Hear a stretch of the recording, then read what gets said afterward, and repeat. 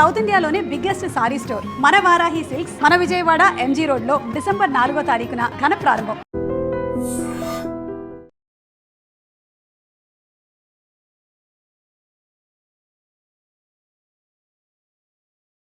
ఇవాల్టి మన గెస్ట్ ఎవరో కాదు, తన బాట, తన మాట, తన పాట అన్నీ ఒక చైతన్య స్రవంతిలో సాగిన వేముల పుష్పక్క.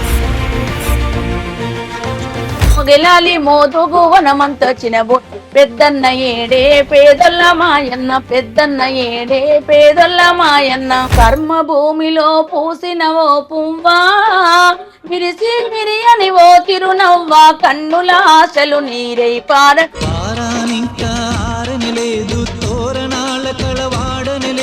మీకు ఈ పాటకు ఫస్ట్ సంబంధం ఎక్కడ కుదిరింది? నాన్న ఆల్రెడీ నక్సలైట్ పార్టీలోనే ఉన్నాడు, ఇంటికి విప్లవకారులు వచ్చిపోడు. బాల్యం గురించి చెప్తారా? దసరా హాలిడేస్ వచ్చినా పార్టీ దగ్గరికి వచ్చేదాన్ని, సంక్రాంతి హాలిడేస్ వచ్చిన సమ్మర్ 3 months అన్నల్లో కలిసిపోయే కొడుక అదృష్టం అందరికి రాదు. ఇంటికి వచ్చి మా ఇంట్లో మా ప్లేట్లు ఎవరు అన్నం తినకపోతుండే. వీరేశమన్న ఎక్కడుండే? మీరు ఈ చదువుకునేటప్పుడు ఎక్కడైనా కలిసారా? నా 6th క్లాస్ నుంచి వీరేశంతో ఉన్నా నేను. మీ ఇద్దరి మధ్య ఒక అవగాహన అంటే ఒకరినొకరు ఇష్టపడుకోవడం అనే. యాక్చువల్లీ వీరేశం గారిని నేను ముందు అన్న అని పిలిచేదాన్ని, ఎందుకంటే ఉద్యమంలో ఉన్నాం. ఇప్పుడు మీరేమో రెడ్డి, అవును, తనేమో దళిత్ కదా. పెద్ద డిసిషన్ తీసుకున్నాం, ఎవరు వస్తారు మన ఇంటికి, ఎవరు రానియరు. ప్రేమలకు మనుషులకు అక్కడ ఉన్నంత ప్లేస్మెంట్ ఈ భూమి మీద ఎక్కడ ఉండదన్న. అమరుడు పెద్దన్న బందుకు అందుకొని చెట్టు మీద కోయిలమ్మ ఓ కోయిలమ్మ, చెట్టంతా కొడుకు భరతునేల రాలేనమ్మా. మీరు అన్న ఇద్దరు ఉద్యమాల్లోనే ఉన్నారు కదా, సో మీరు ఇట్లా లొంగిపోవడానికి బయటనే ఉన్నా. వీరేశం అడవిలో ఉన్నాడు, దొరికినప్పుడు తను మొత్తుకుని జీబుల నుంచి దునికి పండి బొర్లి. మీకు నయ్యంకు ఏంటి అంటే మీన్ ఎక్కడొచ్చాయి భేదాలు? ఆ నరకం పగోని కూడా రావుతాను. జనరల్గా ఫోన్ చేసిండు, చేసి పుష్పారెడ్డి నేను బాయ్ని మాట్లాడుతున్నా అన్నాడు.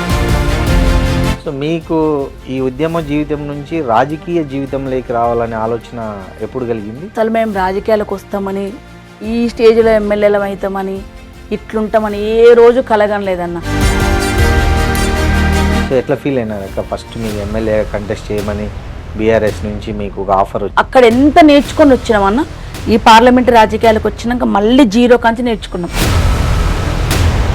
మీరు హిడ్మా ఎన్కౌంటర్ గురించి విన్నారు కదా, ఏమనిపించింది, ఎట్లా అనిపించింది మీకు? మళ్ళా మాట్లాడితే అర్బన్ నక్సలైట్లు అంటారేమో, నాకైతే నా అభిప్రాయం మరో భగత్ సింగ్. ఈ నక్సలైట్లు అంతరించిపోవడం వల్ల దేశానికి మేలు జరుగుతుందంటారా? సమస్యలు ఉన్నన్ని రోజులు తిరుగుబాటు జెండా వస్తుంది. గద్దరన్నతో మీకు చాలా ప్రత్యేక అనుబంధం. ఆయన చనిపోయినప్పుడు మీరు చాలా ఎమోషనల్గా ఫీల్ అయ్యారు. చరిత్రహీనులు ఎట్లా ఉంటారో చరిత్రలో కళాకారుడు పాటగాడు మాత్రం ఎప్పటికి బతుకుంటాడు అన్న. ఈ మధ్య మీరు ఒక కాంట్రవర్సీ స్టేట్మెంట్ ఏదో ఒకటి వచ్చింది, నన్ను బద్నాం చేయొద్దండి అని. ఆడపిల్ల రోడ్డు మీద ఏ ప్రొఫెషన్లు ఉన్నా మాకు స్పెషల్ సవాళ్ళు ఉంటాయన్న. మీరు ఒక ట్రస్ట్ పెట్టి చాలా సేవలు చేస్తున్నారని మా విజ్ఞేష్ కూడా చెప్పాడు నాకు. పేరెంట్స్ లేని పిల్లలు, చెత్త అది ఏరుకునే పిల్లలు. ఇప్పటి వరకు రాజకీయంగా కావచ్చు లేదా సాంస్కృతికంగా కావచ్చు ఎక్కడైనా వేధింపులు కానీ? కాలేజీల దగ్గర ఇంటర్వ్యూలు అవుతున్నప్పుడు నేను కాపలు కాసేదాన్ని. ఎవడు అమ్మాయిల కోసం ఎరవేస్తున్నాడు, ఎవరు వేధిస్తున్నారు, ఉరికిచ్చి కొట్టేదాన్ని. నమస్తే, వెల్కమ్ టు ఐ డ్రీమ్. నేను మీ రొద్దం శ్రీనివాస్. ఇవాల్టి మన గెస్ట్ ఎవరో కాదు, తన బాట, తన మాట, తన పాట అన్నీ ఒక చైతన్య స్రవంతిలో సాగిన వేముల పుష్పక్క మనతో ఉన్నారు. ఆమె ఒక ఫోక్ సింగర్గానే కాదు, ఒక ఉద్యమకారినిగా, తెలంగాణ సాంస్కృతిక సారథిగా కూడా తెలంగాణతో పాటు తెలుగు రాష్ట్ర ప్రజలందరికీ తన గాత్రంతో, తన మాటతో ఎంతో సుపరిచితులైన వ్యక్తి. ఆమె మనతో ఉన్నారు. నమస్తే పుష్పక్క. నమస్తే అన్న. పుష్పక్క చెప్పండి, ఎలా ఉన్నారు? బాగున్నా. బాగున్నారా అక్క?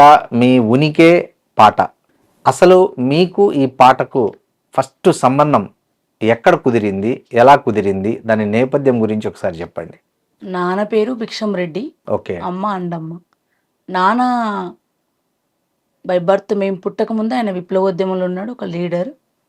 మేము మా జ్ఞానం వచ్చి సమాజంలో చూసి మాటలు విని మాకు ఇప్పటికీ జ్ఞాపక శక్తి ఉన్నప్పుడు నాన్న ఆల్రెడీ నక్సలైట్ పార్టీలోనే ఉన్నాడు. ఇంటికి విప్లవకారులు వచ్చిపోడు, పాటలు పాడేటోళ్ళు, రైతు కుల సంఘం వాళ్ళు, కార్మిక సంఘాల వాళ్ళు వచ్చిపోడు, నిత్యం వాళ్ళే. మేము బంధువుల దగ్గర పోడు తప్ప మా ఇంటికి బంధువులు వచ్చాడు ఎప్పుడు లేదు. మేము చిన్నగా ఉన్నప్పుడు విప్లవకారులతోనే ఉండేది ఇల్లు. అట్లా వాళ్ళు పాటలు పాడేటోళ్ళు వచ్చినప్పుడు పాటలు పాడని నేర్చుకున్నాడు. మీ అందరికీ తెలిసిందే, పాట తొందరగా ఆకర్షించుకుంటుంది, తొందరగా అది చేస్తుందని. అట్లా నేను నాన్న పాట పాడుతుండే, బయట ఏం పాడకపోతున్నా నేర్పించడానికి పాడుతుండే ఆయన. నేను అట్లా పాట నేర్చుకున్నా. అక్క ఫస్ట్ మీకు మైండ్లో అట్రాక్ట్ అయిన పాట గుర్తుందా? ఉందన్న. ఏం పాట అక్క? అట్రాక్ట్ అయింది అంటే చాలా పాటలు ఉన్నాయి, కానీ నేను ఫస్ట్ అంటే విన్న మీ పాట, ఊహ తెలిసి విన్న తర్వాత అరే ఈ పాట బాగుంది, ఇట్లా పాడాలా, నేను పాడాలా అనుకుని ఎగ్జైట్మెంట్ ఫీల్ అయింటారు. నేను ఏ క్లాస్లోనో సరిగ్గా ఐడియా లేదన్న, నాకు 4th 5th అనుకుంటా, కోటమర్తిలో స్కూల్ బైకాట్ చేసిర్రు, ఊర్లో ర్యాలీ చేస్తుర్రు. ఆ ర్యాలీ చేస్తున్నప్పుడు పాటలు పాడుతుండే. స్కూల్ బైకాట్ అంటే ఎట్లుంటది అందరికి హ్యాపీ, ఈరోజు బడి బంద్ అవుతుందని ఉంటే ఆ బడి బంద్ చేసే వాళ్ళు మళ్ళీ మా మామ వాళ్ళు, మా అన్న వాళ్ళు ఇంటికి వచ్చే మామ అని, పెద్దగా వయసు ఉంటే మామ, చిన్నగా ఉంటే అన్న అని పిలుస్తుంటే వాళ్ళే కాబట్టి ఇంకా మా వాళ్ళు వచ్చారు కాబట్టి పెద్ద పురుసత నాకు. అప్పుడు నేను ఫస్ట్ విన్న పాట మా ఊర్లే తాటి చెట్టు కోంటోళ్ళు అని ఉంటారు మామ వాళ్ళు, వాళ్ళు సురేష్ మామల ఇంటి ముందు మమ్మల్ని అందరిని ఆపి ఎత్తు అరుగుంటుంది ఆడ, ఇప్పటికి ఇంకా ఉంది ఆ ఊర్లో అరుగు. ఆ అరుగు మీద నిలబడి పాడిండు కృష్ణన్న అని, మందుల కృష్ణన్న. నాతో పాటు ఇప్పుడు సారథిలో ఉన్నాడు. మత మత గుండాలు మీద పడుతున్నాయి, మత మత గుండాలు మీద పడుతున్నాయి, పలకవేముర శంకరా ముందుకు దూకవేముర శంకరా. మతవాద గుండాలు మీద పడుతున్నాయి, మతవాద గుండాలు మీద పడుతున్నాయి, పలకవేముర ముందుకు శంకర దూకవేముర ముందుకు. ఈ పాట ఏబీవీపీ గుండాల చేతిలో అప్పుడు జార్జి రెడ్డా మరి ఎవరు అమరులైందో తెలియదు నాకు. ఆ సందర్భంగా అప్పుడు నేను ఫస్ట్ విన్న పాట. వాళ్ళు పెద్ద సింగర్లే కాదు, స్టూడెంట్ అనేషన్ లీడర్లే, కానీ వాళ్ళు పాడితే అమ్మ పాట బాగుందిరా, మంచిగా పాడుతురా అని అనుకున్నా. దానికంటే ఫస్ట్ నేను విన్న పాట సమావేశంలో నాన్నతోటి. ఎక్కడ? నాన్న ఊర్లే రైతు కుల సంఘం సమావేశం జరుగుతుంటే నేను ఆ సమావేశానికి పోయినా. ఆ సమావేశానికి పోతే ఆ సమావేశంలో ఉత్తనే నాన్న సైకిల్ మీద ఎక్కించుకొని పోయిండు. మీ నాన్న కూడా మంచిగా గాత్రం మీలాగే ఉండేదా? మంచిగా వాయిస్ పాడుతాడు, మంచిగా పాడుతాడు. బయట ఎప్పుడు సింగర్ కాదు కానీ లోకల్ సమావేశాలు పాడుతాడు ఆయన. ఆయన ఎందుకు తీసుకుపోయిండో నాకు తెలియదు, నేను ఎందుకు పోయినా నాకు తెలియదు, కానీ సైకిల్ మీద ఎక్కించుకొని పోయిండు. కూర్చున్నప్పుడు వాళ్ళు పాడిన పాట. ఏ పాట? మొగిలాలి మందార మొక్కల్ల పూలేవి, మొగిలాలి మందార మొక్కల్ల పూలే, పెద్దన్న ఏడే పేదొల్ల మాయన్న, పెద్దన్న ఏడే పేదొల్ల మాయన్న. ఆహా మొగిలాలి మోదుగు వనమంత చినబోయే, మొగిలాలి మోదుగు వనమంత చినబో, పెద్దన్న ఏడే పేదొల్ల మాయన్న, పెద్దన్న ఏడే పేదొల్ల మాయన్న. ఆరే పెద్దన్న ఉన్నాడు అడివంత ఉన్నాడు, ఉన్నాడే చూడు మోదుగు వనములో, ఆహా విరబూసినాడే మందార మొక్కయి, ఆహా విరబూసినాడే మందార మొక్కయి. మొగిలాలి మోదుగు వనమంత చినబోయే, మొగిలాలి మోదుగు వనమంత చినబోయే, పుల్లరెడ్డేడే పేదొల్ల మాయన్న, పుల్లరెడ్డేడే పేదొల్ల మాయన్న. నేను ఫస్ట్ విన్న పాట ఇది. ఇప్పటికీ మీకు అలా ముద్రించుకుపోయింది ఆ పాట. దాని తర్వాత నేను చాలా సార్లు పాడినామన్నా ఆ పాట, చాలా సార్లు పాడిన కానీ విన్నా నేను ఆ పాట. నాన్న కూడా నాకు పేపర్ మీద రాసి నేర్పించిన పాట. ఫస్ట్ వాళ్ళు నేర్పించిండు, పేపర్ మీద రాసి స్కూల్కి అప్పుడు పలుకుంటుండే కదా, దాంతో పాటు నాకు ఫస్ట్ ఒక పెద్ద పేపర్ మీద వాళ్ళని పెద్ద పెద్ద అక్షరాలు రాసి బాపు ఇచ్చి పంపించిండు స్కూల్కు, నా బిడ్డకే ముందు రావాలని. దాని తర్వాత నాకు తన పేపర్ మీద రాసి ఇచ్చిన పాట ఈ పాట. ఓ, మీ ఫాదర్తో అటాచ్మెంట్ ఉన్న పాటలు ఇవి రెండు. మీ బాల్యం గురించి చెప్తారా? అంటే ఎక్కడ, ఏమి, ఎలా? అంటే బాల్యము ఇప్పుడు యాదాద్రి భువనగిరి జిల్లా అడ్డగూడూరు మండలం కోటమర్తి విలేజ్. నా బాల్యము 6th క్లాస్ వరకు అమ్మా నాన్నలతో ఉన్నా. 6th తర్వాత అమ్మా నాన్నలతో. నేను దసరా హాలిడేస్ వచ్చినా పార్టీ దగ్గరికి వచ్చేదాన్ని, సంక్రాంతి హాలిడేస్ వచ్చిన, సమ్మర్ 3 months పల్లెలకి గ్రామాలకు ధరలండి విద్యార్థి సంఘాలను పిలిపిస్తుండే. అప్పుడు మా పార్టీ కుటుంబాలలో ఉన్న పిల్లలందరినీ తీసుకొస్తుండే. అసలు మేము అందరు అమ్మమ్మ ఇళ్ళకు వాళ్ళకు పోతారు కదా, మాకు ఎప్పుడు హాలిడేస్ వస్తాయి ఎప్పుడు వాళ్ళ గ్రామాలకని ఉండేటోళ్ళం. ఆ గ్రామాలకు పోయి అక్కడ ఉండి వాళ్ళతో ఉండి బాల్యమంతా నాకు ఉద్యమంతోని ప్రజలతోటి ఆ ప్రజా కుటుంబంలో ప్రజల కోసం పనిచేసే కుటుంబాలతోనే అనుబంధం తక్కువ. ఇప్పటి కూడా నాకు రిలేషన్ అనేది చాలా తక్కువ. మా అమ్మమ్మ వాళ్ళు తప్ప ఎవరి దగ్గరికి పోయేది లేదు, ఎవరి దగ్గర ఉండేది లేదు. చాలా ఆడుతూ పాడుతూ గడిపినన్న. నాటకాలు వేసిన, ఫస్ట్ స్కూల్లో నాటకాలు వేసినాం. దాని తర్వాత డెంకల ప్రతిపాదన మీద, వరల్డ్ బ్యాంక్ వ్యతిరేకంగా, అందాల పోటీ వ్యతిరేకంగా అప్పటి నుంచి ప్రారంభమైన ప్రతి కార్యక్రమం. శనివారం ఆదివారం సెకండ్ సాటర్డే వస్తే కూడా ఫ్రైడే సాయంత్రం ఎవరో ఒకరు మా అమ్మ వాళ్ళు అన్న వాళ్ళు వచ్చి సైకిల్ ఎక్కించుకొని ఏ ఊర్లో ప్రోగ్రామ్ ఉంటే ఆడ తీసుకుపోయి గోషి కట్టించి గొంగడేపించి మళ్ళీ సండే నైట్ అయినా మండే మార్నింగ్ స్కూల్ టైం వరకు ఇంటికాడ దింపేటోళ్ళు. అన్న తమ్ములు ఎంతమంది? వాళ్ళతో మీ రిలేషన్ ఎట్లుంది? ఒక చెల్లి శ్రీలత, 2 తమ్ముళ్ళు వెంకటరెడ్డి, సోమరెడ్డి. చాలా బాగుంటుంది అన్న. దాని మొత్తం నిజంగా చెప్పాలంటే అమ్మమ్మ వాళ్ళ కుటుంబం తప్ప, మా పిన్ని అమ్మమ్మ కుటుంబం తప్ప బంధువులతో ఎవరితో మాకు రిలేషన్ లేదు. నాన్న ఆల్రెడీ నక్సడిపాట్లో ఉండడం వల్ల, పేదరికం, రెడ్డి అయినా పేద కుటుంబం అవ్వడం వల్ల మాకేం పెద్ద అట్లాంటి కోరికలు ఆశలు ఏం లేకపోవడం వల్ల నాన్న చిన్నప్పటి నుంచి ఇంట్లో దేవుడే లేకుండా పెంచాడు మమ్మల్ని. ఆయన ఇప్పటికీ దేవుని మొక్కడు. ఇంట్లో దేవుడు లేడు, ఏ సాంప్రదాయాలు పాటించరు. ఊర్లో అన్ని కులాలు, అనగారిన కులాలు ఎవరున్నారో వాళ్ళు వచ్చి మామని వరుస పిలుస్తుంటే ఇంటికి వచ్చి మా ఇంట్లో మా ప్లేట్లు ఎవరు అన్నం తినకపోతుండే. మా బంధువులు ఫంక్షన్లో పిలిస్తే ఏదైనా వస్తే ప్లేట్లు తినకపోతుండే వాళ్ళు. వాళ్ళ ఇంటికి వచ్చిపోయినాక మా బాపమ్మ వాళ్ళు, పక్కన బాపమ్మ వాళ్ళు, ఎందుకే వాళ్ళకు ఊకే పిలిచి పెడతారు అన్నం, మీరు మీ నాయన అట్నే చేసిరు, మీరు అట్నే చేస్తారని అంటుండే.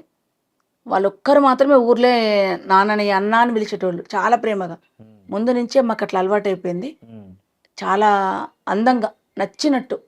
ఇంకా మేము వేరే నేర్చుకోవాల్సిన అవసరం లేకుండా ముందు నుంచి అన్ని కుటుంబాలు, విప్లవోద్యమంలో ఉన్న అన్ని కుటుంబాలు ముందు నుంచే వాళ్ళు బిల్డప్ అయి ఉంటారు, అట్లా క్రియేటివ్ అయ్యి ఉంటుంది. కాబట్టి మాకు పెద్ద ఫీలింగ్స్ ఏం లేకపోతే చాలా హ్యాపీగా గడిపినాం అన్న. ఉద్యమకారులతో, పాటలతో చాలా బాగా. వాళ్ళు ఎక్కడికన్నా మీటింగ్లకు ఢిల్లీకో బొంబాయికో పోతే వాళ్ళు మాకు పెన్నులు కొనుక్కొచ్చేటోళ్ళు, బుక్ కొనుక్కొచ్చేటోళ్ళు, పలకలు కొనుక్కొచ్చేటోళ్ళు, ఇంటి దగ్గర ఉన్న కలిసింది తినేటోళ్ళు. అమ్మ లేకపోతే మాకు అమ్మ పనికి పోయేసరికి వండి పెట్టేటోళ్ళు. వాళ్ళు వండి పెట్టి తిని మళ్ళీ మేము తిని వాళ్ళు వెళ్ళిపోయేటోళ్ళు, రొట్టె చేసేటోళ్ళు. అన్నీ అంత ఫ్యామిలీ లాగానే ఉండేటోళ్ళు. ఇప్పుడు ఎట్లయితే మంది ఉన్నారో అట్లనే ఉండేటోళ్ళు అప్పుడు కూడా. మీకు తెలిసి ఫస్ట్ మీరు స్టేజ్ మీద పాడిన పాట మీకు గుర్తుందా? ఎక్కడ పాడారు? ఏ స్టేజ్ మీద పాడారు?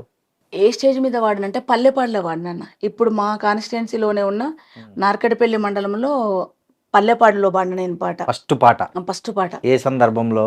ఏ సందర్భంలో అంటే అది డిసెంబర్లో అమరుల వారోత్సవాలు జరుగుతాయి. ఆ సందర్భంగా జెండావిష్కరణ కార్యక్రమాలు ఉంటాయి. డిసెంబర్ నెలంతా, మే నెలంతా ఉంటది. నాకు తెలిసి డిసెంబరో మేనో అనుకుంటా. సమ్మర్లోనే డాన్స్ క్యాంపెయినింగ్ పెడతారు. ప్రతి సమ్మర్ వచ్చినప్పుడు కుటుంబాల నుంచి వచ్చిన పిల్లలు, ఇంకా మిగతా వాళ్ళు ఎవరైనా కొత్త వాళ్ళు వస్తే డాన్స్ నేర్పియడము, స్ట్రీట్ ప్లే నేర్పియడం, పాట పాడడం, డప్పు, ఇవన్నీ ఒక 20 రోజుల నుంచి నేర్పించుకుని దాని సందర్భంగా ఒక సభ పెట్టేటోళ్ళు. ఆ సభలో నేను పాట పాడిన. ఫస్ట్ పాట ఏ క్లాస్ ఉంటే అప్పుడు మీరు? 6th అన్న. సిక్స్త్ సమ్మరా 7th సమ్మరా ఐడియా లేదు నాకు, ఇన్నేళ్ళు కాబట్టి. ఏం పాట పాడారక్క? కర్మ భూమిలో పూసిన ఓ పువ్వా, విరిసి విరియని ఓ తిరునవ్వా, కన్నుల ఆశలు నీరై పార, కట్నపు జ్వాలల సమితైపోయావా. కర్మ భూమిలో పూసిన ఓ పువ్వా, విరిసి విరియని ఓ చిరునవ్వా, కన్నుల ఆశలు నీరై కార, కట్నపు జ్వాలల సమితైపోయావా. పారానింకా ఆరనలేదు, తోరణాలు కలవాడనలేదు, పారానింకా ఆరనలేదు, తోరణాలు కలవాడనలేదు, పెళ్లి పందిరి తీయనలేదు, బంధువులిళ్ళ చేరనలేదు, మంగళనాదాలాగనలేదు, అప్పగింతలు అవ్వనలేదు, గలగల పారే ఓసెల ఏడా పెళ్లి కూతురుగా ముస్తాబయ్యి శ్మశానానికే కాపురమేలావా.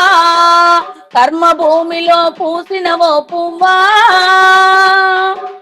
విరిసి విరియని ఓ చిరునవ్వా, కన్నుల ఆశలు నీరై కారగం, కట్నపు జ్వాలల సమితైపోయావా. ఈ పాట ఫస్ట్ మీ స్టేజ్ మీద పాడినప్పుడు ఎట్లా వచ్చింది రియాక్షన్? సభ నుంచి ఏమన్నా రియాక్షన్ గుర్తుందా? ఉందన్న. రియాక్షన్ అంటే అందరూ ప్రజా సమస్యల మీద పోరాటం చేసే వాళ్ళు, ఊళ్ళల్లో మీటింగు, పొగడ్తలు అనేవి కళాకారులకు సహజమే అన్న. కానీ విప్లవోద్యమంలో పనిచేసే కళాకారులు అయితే నేనైతే ఎప్పుడు పొగుడుతాను, ఎప్పుడు అంటే అట్లా పొగడము, చప్పట్లు కొట్టడం, బయట క్లాసికల్ లాగా మాకేం ఉండవు. అవును. బాగా పాట పడితే చెల్లె బాగా పాడినవరా, రేపు ఇంకోటి మంచిగా నేర్చుకోరా, స్టేజ్ మీద పొగళ్ళు ఉండవు. కిందికి వచ్చినాక మంచిగా పాడినవరా, మంచిగా పాడుతున్నావు, నువ్వు ఇంకా ఇంట్రెస్ట్ పెడితే బాగా పాడుతావు అట్లా అట్లా మీకు అంటారు. ఫస్ట్ కితాబ్ ఇచ్చిన వాళ్ళు ఎవరైనా ఉన్నారా పెద్దలు? మీ ఉన్నారన్న ఊర్లో? కృష్ణారెడ్డి అని, ఉమ్, పల్లెపాళ్ళ కృష్ణారెడ్డి అని ఉంటుండే, అమరుడైండు. ఉమ్, తను వరంగల్ ఎన్కౌంటర్లో అమరుడైండు. నేను చిన్నగా ఉన్నప్పుడు, నా ఊహ తెలిసి నేను మాటలు విని మాట్లాడుతున్నప్పుడు తను ఓల్డ్ టైమరు, ఉమ్, ఇంటికి వస్తుండే. నాన్నకు ఆయనకు ఏదో సమ్ రిలేషన్ ఉండనో లేదో తెలియదు నాకు, కానీ బావో బామ్మర్దుల వరుసలు ఉంటుండే వాళ్ళకు. నేను మామ అని పిలుస్తుంటే నేను ఆయన భుజం మీద ఎక్కించుకొని నన్ను స్కూల్కి పంపి, స్కూల్ నుంచి మళ్ళీ ఈవినింగ్ తీసుకొచ్చి నాకు సైకిల్ నేర్పించి చేసింది ఆయనే. అప్పుడు ఆ అన్న బతుకున్నాడు, అప్పుడు యూజీకి పోలేదు, ఊర్లోనే ఉన్నాడు. వాళ్ళ ఇంట్లోనే చూసుకొని జడ వేయించి స్నానం చేయించి అన్ని చేసేటోడు. చాలా గుర్తుకుంది. చాలా ఏండ్లు కలిసినాం. నాకు మ్యారేజ్ అయినాక కూడా ఉన్నాడు. తన్ని చివరిసారిగా నేను వీరేశమే మా చేతుల మించే తన దాన సంస్కారాలు జరిగినాయి. ఎట్లా? ఎన్కౌంటర్ ఇచ్చి చనిపోయిండు. అయ్యో, ఎక్కడ? అడవిలో, వరంగల్ ఎన్కౌంటర్లో చనిపోయిండు. ఉహు, ఈ నకరికల్లుకు ఇక్కడ ఈ నకరికల్లు వీధిలో పొంటే మేము పాట పాడి తిరిగి ఆయనతో ధర్నా చేసినాం. ఈ నకరికల్లుకే డెడ్ బాడీని తీసుకొచ్చినాం. నేనే పోయి అక్క బిడ్డ అని నాతో సంతకం పెట్టించి తీసుకొచ్చారు. నేను చిన్నపిల్లనే, పెళ్ళి కాలేనట్టుంది నాకు తెలిసి, పెళ్ళి అయిందో లేదా సరిగ్గా ఐడియా లేదు నాకు. 2010 కాలేదు, తీసుకొచ్చిరు, అంత్యక్రియలు చేసినాం. అప్పుడు ఏమన్నా పాట పాడారా ఆయన అంత్యక్రియల్లో? అంత్యక్రియలు అమరులో పాటలు పాడుతుంటాం. ఆయన మీకు బాగా అటాచ్మెంట్ కదా? నేను ఫస్ట్ పాట కూడా ఆయన కోసమే రాసిన. అక్క, ఈ మీరు సరే చదువుకుంటున్నారు, మీ ఫ్యామిలీ బ్యాక్గ్రౌండ్ అంతా బాగానే ఉంది. అన్నా ఓ కృష్ణారెడ్డి అందుకు మా జోహార్లన్నా, అన్నా ఓ కృష్ణారెడ్డి అందుకు మా జోహార్లన్నా, అమరుడవో కృష్ణారెడ్డి, అమరుడవో కృష్ణారెడ్డి అందుకు మా జోహార్లన్నా, అన్నా ఓ కృష్ణారెడ్డి అందుకు మా జోహార్లన్నా. Thank you. ఈ పాట పాడారు. ఒక చరణం గుర్తుకొచ్చింది. ఈ పాట నేను రాసిన పాట. Great అక్క. అక్క, ఇప్పుడు మీరు చదువుకుంటున్నారు, ఆల్రెడీ మీ ఫాదర్ విప్లవంలో ఉన్నారు. మీరు చదువుకొని ఏదైనా జాబ్ చేయాలని అట్లా ఉండేనా, లేకపోతే మీరు అంటే ఎట్లా అనిపించింది మీరు జాబ్ చేయాలన్న కోరిక ఎప్పుడు రాలేదన్న. నాన్నకుంటుండే ఉమ్, చదువుకుంటది, చదువుతుంది కదా. ఎప్పుడన్నా నేను ఏదో 10th లోపు అన్నట్టుంది 2-3 సార్లు, నువ్వు ఎంఆర్ఓ కావాలి, ఇంట్లో పెద్దమ్మ కదా, చదువుతావు కదా, నువ్వు ఎంఆర్ఓ కావి అయి ప్రజలకు సర్వీస్ చేయాలని అంటుండే. అంత పెద్ద పదాలు మనకేం తలకాయకి ఎక్కేటి కావప్పుడు. అంతకంటే ముందే ఇంత పెద్ద రాజకీయాలు, వాళ్ళతో పాటలు పాడు, బజార్లు ఎమ్మడి తిరుగుడు, డప్పులు, గజ్జలు, కాబట్టి ఆ ఎంఆర్ఓ అనే పదాన్ని ఈ డామినేట్ చేసినాయి నన్ను.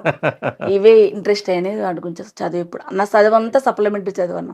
ఎంతవరకు చదివారక్క మీరు? నాది AA LLB. ఈ చదువుకుంటూనే విప్లవ ఉద్యమంలోకి వెళ్ళారా మీరు? విప్లవోద్యమం నుండి చదువుకున్నా. ఉండే చదువుకున్నా. ఓకే. విప్లవోద్యమ విద్యార్థి సంఘంలో పనిచేస్తూనే చదువు కొనసాగించినాం. అలా అడ్మిషన్ వేసేది, ఎండాకాలం ఆనకాలం క్లాసులకు పోయేది. ఆ కాలేజీ పోయి మేము ధర్నా చేయాలన్నా, ఆ కాలేజీ పోయి ఏదన్నా మాట్లాడాలన్నా స్టూడెంట్ అయి ఉండాలి కన్నా. అవును. దానికోసం అన్నా దాంట్లో అడ్మిషన్ ఇచ్చేవాళ్ళం. Okay okay okay. అవునులే, మీరు స్టూడెంట్ కాదంటారు. స్టూడెంట్ కాదంటే స్టూడెంట్ ఆర్గనైజేషన్ కదా. అవును. స్టూడెంట్ ఆర్గనైజేషన్లు ఉండాలంటే స్టూడెంట్ సమస్యలు తెలిసి ఉండాలి. అవును. వ్యవసాయ రంగంలో పనిచేయాలంటే ఆ రైతు అయి ఉండాలి. దానికోసం ఖచ్చితంగా చదువుకోవాల్సిందే, చదవాలి కూడా. చదువు సర్టిఫికేట్ కోసం చదువుకోలే, పోరాటం చేయడానికి, విద్యార్థుల సమస్యల కోసం కొట్లాడుతున్నాం, చదువు చదివినాం. అప్పుడు వీరేశమన్న ఎక్కడుండే? మీరు ఈ చదువుకునేటప్పుడు ఎక్కడైనా కలిసారా? నా 6th క్లాస్ నుంచి వీరేశంతో ఉన్నా నేను. ఓకే. ఈయన కూడా విద్యార్థి సంఘమేనా? విద్యార్థి సంఘమే. తను డప్పు కొడతాడు, డప్పు డోల కొట్టాడు. నేను చెప్పిన ఈ పల్లెపాడులో తను కూడా ఉన్నాడు ఆ డప్పు దాంట్లో. ఇద్దరం కలిసి డాన్స్ కూడా వేసినాం. ఇద్దరం కలిసి డాన్స్ వేసినాం, డప్పు కొడుతుండే. అప్పుడే తను డోలకు కొడుతుండే, డప్పు శిక్షణ కూడా ఇస్తుండే తను అప్పుడే. ఓకే. నేను 6th అంటే తను 9th క్లాస్, నాకంటే 3 years పెద్ద కదా. 9th ఉన్నాడు. పాటలు కూడా పాడిండ్రా? మీ పాటలు నాకంటే చాలా బాగా పాడతాడు. మీ ఇద్దరు కలిసి పాడిన పాట ఏదన్నా ఉందా? ఇద్దరం కలిసి ఏం పాడలేదన్న, పాట నేర్పిస్తాడు అంతే. మీకు నేర్పించాడా ఏదన్నా? నేర్పించింది. ఏం పాట నేర్పించాడు? నాకు ఇట్లా నేను ఇప్పుడు చూసుకుంటూ వాడతాం కదా, కళాకారులకు ఉన్న చెడ్డ గుణం ఏంటంటే మాకు బట్టి పట్టుకొని తలకాయలు పెట్టుకుని తక్కువ. అవును. ఏ పాట వస్తే దాంట్లోనే వాడతాం. నాకు అట్లా నువ్వు నేర్చుకోవాలి, పేపర్ లేకుండా పాడాలని నేర్పించిన పాట. నేను చాలాసార్లు వాడిన పాట. పాడండి. ఎన్ని జన్మలకైనా ఏ జన్మకైనా కన తల్లి చనుబాల రుణమెట్లదీరు, కని పెంచిన తల్లి భ్రమలెట్లదీరు, రారాజులకైనా రాక్షసులకైనా విషపు నాగులకైనా విష్ణువుకైనా తల్లి మురికిల పూసే మల్లె మొగ్గాలే తల్లి లేని జన్మ ఏ జీవికుంది అంగిలా ఊదరిగి చెంగున ఎగిరేసి నింగిలో బిడ్డాను ముద్దాడుతావు పసిగుడ్డు జ్వరమొచ్చి పాలు వద్దంటే రంపంతో నీ గుండె కోసేసినట్లు లోకాన్ని శోకంతో ముంచెత్తుతావు దేవుణ్ణి రప్పించి మందులిప్పిస్తావు నడక నేర్పినావు నవ్వు నేర్పినావు పాలు దాపినావు పాట నేర్పినావు మలములు ఉచ్చపసి మైల చేసిన గిల్లిన కొరికిన దిద్దు చేసిన అమ్మ నీ ఓపిక అంతు దిక్కాదే కన్న తల్లి కడుపు లోతు తెలివాదే దెబ్బ తగిలినప్పుడు జబ్బు పడినప్పుడు అమ్మ అమ్మ అని అరిచితే చాలు యముడు కూడా వచ్చి చూసిపోతాడు చావు కూడా చూసి చూడనట్టుండు ఆడబిడ్డల గాని అప్పగింతాలప్పుడు పాలసేపులు నిన్ను పోసిపోయినట్లు పాలసేపులు నిన్ను పోసిపోయినట్లు అక్క చెల్లెన్లాను అన్నదమ్ములాను అందరినీ కల్పించే మందిరమమ్మో అందరినీ కల్పించే మందిరమమ్మో ఆకాశమ్మ తల్లి అంతు జిక్కింది పాతాల గంగమ్మ లోతు తెలిసింది పాతాల గంగమ్మ లోతు తెలిసింది అంతు జిక్కనిదొకటే అమ్మ ప్రేమమ్మో ఎన్ని జన్మలకైనా ఏ జన్మకైనా. ఈరోజు విప్లవోద్యమంలో ప్రజల కోసం ప్రాణాలిచ్చి ప్రజల కోసం త్యాగం చేసే ప్రతి బిడ్డను గన్న తల్లి, ప్రజలకు సర్వీస్ చేయడానికి పబ్లిక్ సర్వీస్ చేయడానికి ఐఏఎస్లై అధికారులై నీతి నిజాయితీతో పనిచేసే ఆఫీసర్లను కన్న తల్లులు, ప్రతి బిడ్డ మీద తల్లికి కోరికుంటుందన్న, నా బిడ్డ ఇది కావాలి అది కావాలని. అందరూ నెరవేర్చకపోవచ్చు తల్లి కోరికని, తల్లి నెరవేర్చని కోరికలు కూడా తీర్చిన బిడ్డలు చాలా మంది ఉన్నారు. అట్లాంటి బిడ్డలకు చాలా ఉన్నతమైన వాళ్ళు. కానీ ఈరోజు కడుపులో ఉన్న బిడ్డనే స్కాన్ చేసి చంపే దగ్గర నుంచి మొదలుకుంటే ఆడపిల్ల మగపిల్ల అని ఇప్పటికే ఆడపిల్లల శాతం తగ్గిపోయింది. 70 మంది ఆడపిల్లలు ఉంటే 90 మంది మగపిల్లలు ఉన్నారు. ఎదురు కట్నాలు ఇచ్చి పెళ్ళిళ్ళు చేసుకుంటున్నారు.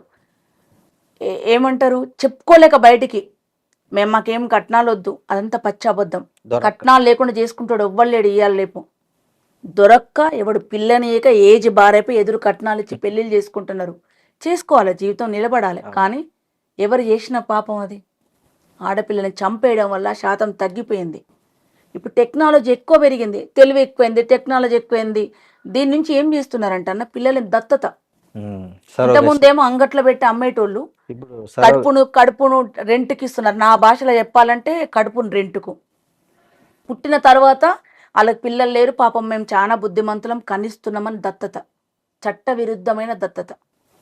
మీరెట్లా మీ బిడ్డల్ని ఇచ్చినా మీ బిడ్డలు దత్తత పేరుతో వాళ్ళ దగ్గర ఉంటారని మీరు భ్రమపడకండి. ఆ బిడ్డలు ఎక్కడికి పోతున్నారు, వాళ్ళు ఎక్కడి నుంచి ఎక్కడి పంపుతున్నారు, ఏ మాఫియా చేతులకు మీ బిడ్డలు పోతున్నారు, మీకు చేతులు ఎత్తి దండం పెడితే ఆడపిల్లల్ని నమ్మొద్దు. ఆడపిల్లల్ని చదవనియండి, ఎదగనియండి. ఈ సమాజంలో సముచితమైన స్థానం వాళ్ళకి ఇవ్వండి. వాళ్ళు లేకపోతే సృష్టి లేదు.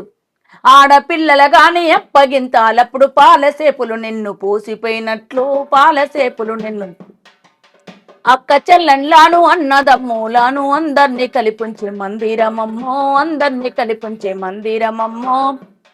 అరే ఆకాశమ్మ తల్లి అంతు జిక్కింది పాతాల గంగమ్మ లోతు తెలిసింది అంతు జిక్కనిదొకటే అమ్మ ప్రేమమ్మో ఎన్ని జన్మలకైనా ఏ జన్మకైనా. అందుకే కన్నతల్లి కన్నుల్లో కన్నీళ్లు లేని రాజ్యం కావాలి, అట్లాంటి పరిపాలన కావాలి. ఏ కన్న తల్లి భూమి మీద ఏడవద్దు. అట్లాంటి సమాజం, అట్లాంటి మనుషులు ఆ విలువలతో ఉండడానికి మా వంతుగా ఏమనైతే చేయాలని కోరిక, అంతే. ఇప్పుడు మీకు పాటలు మీరు పాడేవాళ్ళు, ఆయన మీకు డోలకు డప్పు కొట్టేవాళ్ళు. సో మీ ఇద్దరి మధ్య ఒక అవగాహన, అంటే ఒకరినొకరు ఇష్టపడుకోవడం అనే అట్లాంటి ఎట్లా తెలిసింది? ఎవరు ఫస్ట్ ఎక్స్ప్రెస్ చేశారు? యాక్చువల్లీ వీరేశం గారిని నేను ముందు అన్న అని పిలిచేదాన్ని. ఎందుకంటే ఉద్యమంలో ఉన్నాం, ఉద్యమ సహచరుడు కదా, అందరం కలిసి ఉండేవాళ్ళం. ఆడపిల్లల పట్ల చాలా మర్యాదగా ఉండేటోడు. అందరు ఉంటారు ఉద్యమంలో పనిచేసిన, విప్లవోద్యమంలో ఉన్న ప్రతి ఒక్కరు చాలా మర్యాద ఉంటారు. చాలా ఒక తండ్రి వాళ్ళకి ఎట్లాంటిది ఉన్నా ఏమున్నా చిన్నప్పటి నుంచి కలిసే పెరిగినాం. 6th క్లాస్ నుంచి అంటే ఇంకేముంటది అన్న, యాజ్ ఎ బ్రదర్ లాగా, సీనియర్ మా పెద్ద అన్నలాగా చూసుకొని ఉండేటోడు. ఓల్డ్ టైమర్లలో నేను ఒక్కదాన్ని అమ్మాయిని ఉండే, ఈ జిల్లాలో అమ్మాయిని ఒక్కదాన్ని, అంటే నా ఏజ్ వాళ్ళు నేను ఒక్కదాన్ని. నా సీనియర్లు చాలా మంది అక్క వాళ్ళు ఉన్నారు. అట్లా ఉన్నారు. మిగిలిన మేమిద్దరమే కాబట్టి అందరు మమ్మల్ని పెళ్లి చేసుకోండి, మీరు ఇద్దరే ఉన్నారు, పెళ్లి చేసుకోండి అని అడిగిండ్రు. నేను అప్పుడు కొంచెం ఉంది, నాకు ఇప్పుడు పెళ్లి ఉద్దేశం లేదు, నేను తర్వాత చేసుకుంటా, నాకు ఉద్యమంలో పని చేయాలని ఉంది, ఇంకా కొంచెం ఏదైనా పెద్ద స్టెప్ తీసుకోవాలంది, దానికి పెళ్లి ఆటంకం అయింది కాబట్టి వద్దు అని పార్టీ వాళ్ళకి అబ్జెక్షన్ చెప్పిన, నేను ఇప్పుడు చేసుకోనని. మళ్ళీ తర్వాత కొన్ని రోజుల తర్వాత మళ్ళీ మేమే క్లోజ్ అయినప్పుడు, చేసుకుందాం అనుకున్నప్పుడు, ఎట్లాగ ఇద్దరం ఉన్నాము, ఊకే మనమ్మటే పడుతురు కదా, ఆలోచిద్దామని మాట్లాడుకున్నప్పుడు చేసుకుందాం కానీ కండిషన్స్ పెట్టుకొని. ఏం కండిషన్స్ పెట్టుకున్నారు? పిల్లలొద్దు, పిల్లల్ని కనొద్దు, రేపు మనకు వాళ్ళు భవిష్యత్తులో ఇబ్బంది అవుతారు, కుటుంబాలు యాక్సెప్ట్ చేస్తాయో చేయవు, వాళ్ళు చేయకపోతే కనొద్దు, చేసినా కూడా కనొద్దు, అప్పుడు కండిషన్ బట్టి ఉందాం అని నేను కండిషన్ పెట్టిన.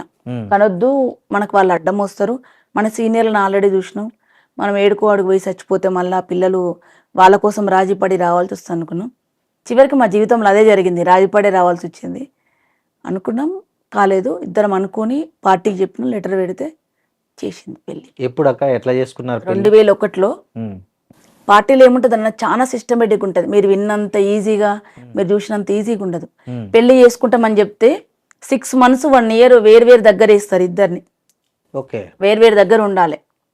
అప్పుడు ఏమన్నా మనస్పర్ధలు వస్తాయా, ఏమన్నా వస్తుందా, అబ్జర్వేషన్ చేసి వీళ్ళది అట్రాక్షనా, లేకపోతే సిన్సియర్గా ఉంటారా, ఒకరినొకరు అర్థం చేసుకున్నారా లేదు. ఇంకా మేము అర్థం చేసుకున్నది ఏం లేదు, ఆయన ఏం తింటాడో ఏముంటాడో ఆయన తెలుసు, నేను ఎట్లా గట్టిగా మాట్లాడితే ఏముంటానో ఆయన, నా గురించి ఆయన తెలుసు, తెలియంది ఏం లేదు. కానీ అయినా సరే పార్టీ కండిషన్ ప్రకారం ఉంటుంది.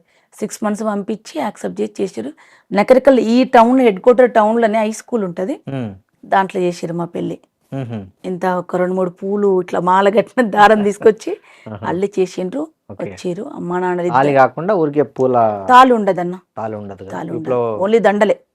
దండల మార్పిడి చేసుకుని ఏం లేదు. అందరి ముందు మేము రేపటి నుంచి భార్య భర్తలమే, మేము తిరిగినా ఒక దగ్గర కూర్చున్నా మీరు తప్పుగా అనుకోవద్దని ప్రకటించడమే అంతే పెళ్ళి అంటే. మీ దృష్టిలో మేము ఈ రోజు నుంచి భార్య భర్తలు కలిసి బతుకుతాం, ఇక మమ్మల్ని వేరే తిరిగి అనుకోకండి, మళ్ళీ మీకు ఏం అనుమానం లేవని అన్ని క్లియర్ చేయడానికి అదొక వేదిక. అంతే. ఎవరెవరు వచ్చారు మీ పెళ్లికి? అంబేద్కర్ అన్న అని ఉంటాడు, ఓకే, నెల్లూరులో ఉంటాడు, మా సీనియరు, మాకు రాజకీయ గురువు కూడా. అన్న చేతుల మీద చేసారు, జిల్లా పార్టీ చేసింది, అంబేద్కర్ వచ్చి చేసిండు. భోజనాలు గీజనాలు అట్లా ఏమన్నా పెట్టిండ్రు అన్న, పార్టీ వాళ్ళు పెట్టిండ్రు భోజనం. ఎవరు పెట్టిరో తెలియదు, ఆ రోజు కానీ భోజనాలు పెట్టిరు. 2001 ఆగస్టు 2వ తారీఖు రోజు. అప్పటి వరకు ఆ సంవత్సరం ఒక్క రోజు కూడా వర్షాలు పడలేదన్న, బాగా వర్షం పడ్డది. రేపు పెళ్ళనగా ఈ రోజు వర్షం పడ్డది, ఇక్కడ దాకా నీళ్లు. మా పెళ్ళికి ఏదో వర్షం పడ్డ సెంటిమెంట్ కాదు, ఆ రోజు ఏదో వాతావరణం వచ్చింది, వర్షం పడ్డది, నీళ్ళలోనే అన్నం తిన్నాం. తడిసే బట్టలు సగం దాకా ఇందాక తడిసి, మా పెళ్లి ఫోటోలు తడిసే ఉంటాయి, తడిసిపోయి దండలు వేసుకొచ్చుకున్నాం. ఓకే, వరుణ దేవుడు మీకు శుభం పలికాడు అన్నట్లు, ప్రజలు దీవెనలు ఇచ్చిరు. ఓకే. సో పెళ్ళి అయినాక మళ్ళీ ఒకే దగ్గర వేసారా మిమ్మల్ని పార్టీలో పనిచేయడానికి? ఎక్కడుంటే అక్కడైనా ఒకే దగ్గర ఏం లేదు, ఇక ఎవరి పని వాళ్ళు, ఎవరి కమిటీ నిర్మాణం, ఎవరి పనులలో వాళ్ళు ఉండాల్సిందే, ఎక్కడోళ్ళు అక్కడ ఉండాల్సిందే. ఇప్పుడు మీరేమో రెడ్డి, తనేమో దళిత్ కదా, సో మీరు పెళ్లి చేసుకుంటే మీ ఇంట్లో వాళ్ళు కానీ వాళ్ళ ఇంట్లో వాళ్ళ రియాక్షన్ ఎట్లుంది? అప్పుడు సొసైటీలో ఎలాంటి సిచ్యువేషన్ ఫేస్ చేశారు? ఎందుకంటే ఇప్పుడు కంటే అప్పుడు ఇంకా ఎక్కువ కులతత్వం చాలా ఎక్కువ ఉంది. సో ఇప్పుడు ఉంది, ఇప్పుడు కొంచెం సోఫిస్టికేటెడ్ గా ఉంది, హైటెక్. ఇప్పుడు ఎవరికి కనబడకుండా చూడుబుట్ట వేసుకుంటాము, వాడు అంత ముందు ఏమో ఈడు ఎందుకు వచ్చిండ్రా రాని ఎద్దు గడప దగ్గరకని ఎల్లగొట్టేటోళ్ళు, ఇప్పుడు కుసబెట్టుకొని తిట్టుకుంటాడు. అవును, మన వేరే ప్లేట్ పెడతాడు, ఏం చేస్తాడు, అనుభవించే వాళ్ళు తెలుస్తుంది అవన్నీ. ఏం పోలే, ఇప్పుడు కూడా కులం ఏం పోలేదు, పోదు కూడా ఇండియాలో నాకు తెలిసినంత వరకు. పోవాలి, పోదంటే మళ్ళీ వెనక పడతాం అన్న, పోవాలి. మీకేమి ఎలా కన్విన్స్ చేశారు మీ ఫ్యామిలీస్ ని? కన్విన్స్ అవసరం లేదన్న, మా నాన్న మేము చిన్నగా ఉన్నప్పుడే చేసిండు. మేము చిన్నగా ఉన్నప్పుడే మా ఇంట్లో చాలా మంది పెళ్లిళ్ళు చేసిండు నాన్న. ఇంట్లో అంటే పార్టీలో నాన్న చేతుల నుంచి చాలా మంది పెళ్లిళ్ళు చేసి వాళ్ళు మా కళ్ళ ముందు పిల్లల్ని కన్నారు, మంచి హ్యాపీగా ఉన్నారు వాళ్ళందరూ. నాన్న ఎప్పుడు అబ్జెక్షన్ చెప్పలేదు, వీరేశం గారి సైడ్ నుంచి వాళ్ళ ఫ్యామిలీ కూడా చెప్పలేదు. వాళ్ళ పేరెంట్స్, మా అమ్మ నాన్న ఎంతో వాళ్ళ అమ్మ నాన్ననే పిలుస్తాను నేను ఇప్పుడు కూడా, వాళ్ళు చనిపోయినరు, అమ్మ నాన్న బావల్ని కూడా అన్న అనే పిలుస్తాను నేను. ఎవరి నుంచి అబ్జెక్షన్ లేదు, కానీ అమ్మకు కొంచెం భయం ఉండే, ఆమెకు లోకం సమాజం తెలియదు కదా, ఆమె ఒక్కతే అబ్జెక్షన్ చెప్పింది. ఇంత పెద్ద డిసిషన్ తీసుకున్నాం, ఎవరు వస్తారు మన ఇంటికి, ఎవరు రానియరు, ఇప్పటికీ మేయ వాళ్ళు ఇట్లా ఇట్లు ఉన్నాం, మనం ఎందుకు అట్లా చేసినాం అని ఒక్కసారి ఏడ్చింది. మేము మా నాన్న చెప్పకుండా పెళ్లి కార్డు తీసుకొని పోయినాం, పార్టీ తీసుకొని పోయింది. అన్న ఇట్లా బుజ్జి పెళ్లి చేస్తున్నాం అంటే, నా బిడ్డ పెళ్లి చేయడానికి మీరెవరు, నేనేమన్నా అబ్జెక్షన్ చెప్తానా, కార్డు కొట్టుకొని మీరు ఎట్లా వస్తారు, నేనే పెళ్లి చేసి మిమ్మల్ని పిలుస్తా కదా ఎందుకు వచ్చిరని కొంచెం సీరియస్ అయ్యిండు. యాక్సెప్ట్ చేసిరు. అమ్మ ఆ క్షణం వరకే, అర్ధ గంట వరకే ఆమె చూపించింది కోపం. దాని తర్వాత ఆమెనే పెద్ద, ఆమెనే అన్ని, ఇప్పుడు ఎమ్మెల్యే గారికి ఆమెనే ఇష్టమైన అమ్మ. కానీ కుటుంబం మాత్రం ఒక 3-4 ఇయర్స్ క్యాస్ట్ వాళ్ళు వెలివేసినట్టు, అంటే ప్రోగ్రామ్ లో తమ్ముడు పెళ్లి చేసినామన్న. నా తర్వాత తమ్ముడు పెళ్లి అయింది, చెల్లెదైంది. వాళ్ళ పెళ్లికి ఏం అడ్డంకులు రాలేదా? వచ్చినాయి. అంటే అడ్డంకులు అంటే మా మామయ్య బిడ్డనే చేసినాము, చేసుకుండు మామయ్యనే చేసిరు కాబట్టి ఏం ప్రాబ్లం రాలేదు. పిల్లల్ని ఇవ్వడానికి ఏం ప్రాబ్లం రాలే, కానీ చుట్టాలు రాలేదు. వాళ్ళ ఇళ్ళ కార్యాలు అయితే మమ్మల్ని పిలవకపోవడము, పిలవలేదని మేము ఏం ఫీల్ అవ్వలే, కానీ పిలవలేదు. ఒక 3-4 ఇయర్స్ వరకు చాలా ప్రాబ్లమ్స్.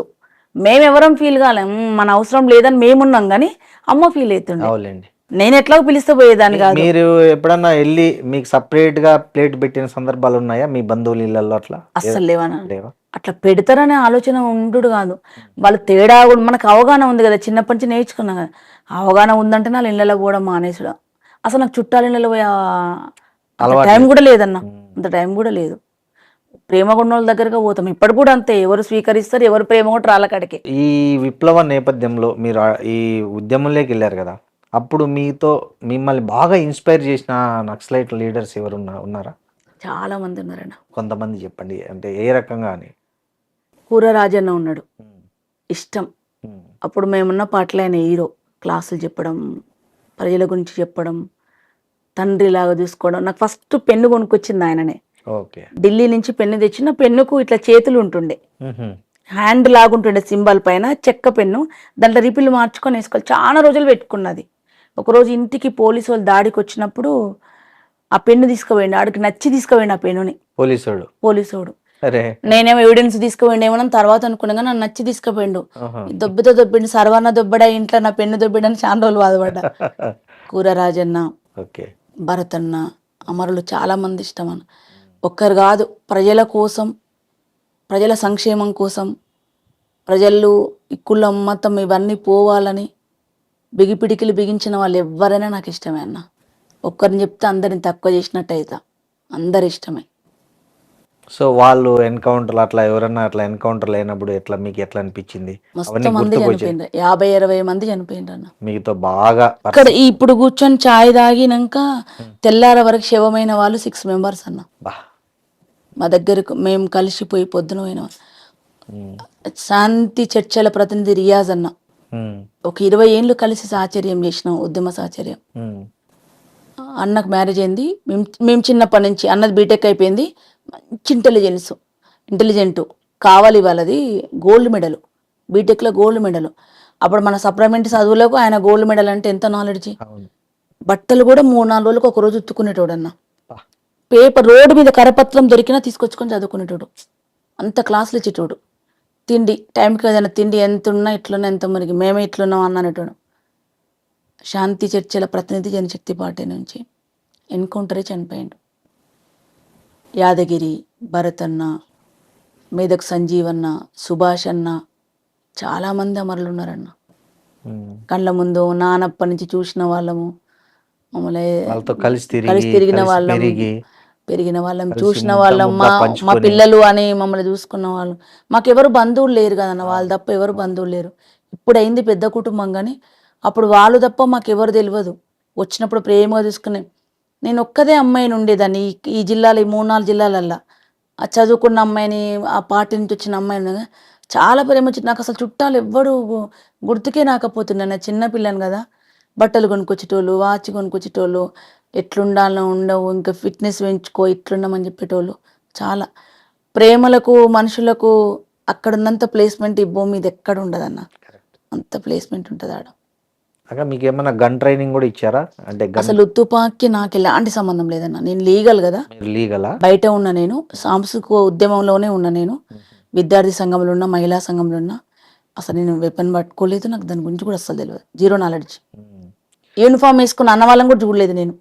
వాళ్ళు సివిలే వస్తే బయట చూసిన తప్ప లోపల కూడా ఎప్పుడు చూడలేదు.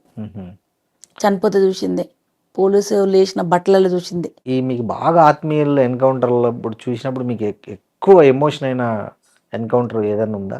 భరత్ అన్న, రంగవల్లక్క ఇద్దరిని కలిపి చంపారు కదా. ఇద్దరు కలిపి చంపిండ్రు. అవును, ఇద్దరిని ఘోరంగా కలిపి చంపారు. చంపిండ్రు. 3 రోజుల వరకు బాడీ ఇవ్వలేదన్న. ఉమ్, ఇక్కడున్నాం మేము, నకరికల్లో ఉన్నాం. చనిపోయిందని తెలిస్తే తిరుమలగిరికి బస్సు ఎక్కిపోయినాం.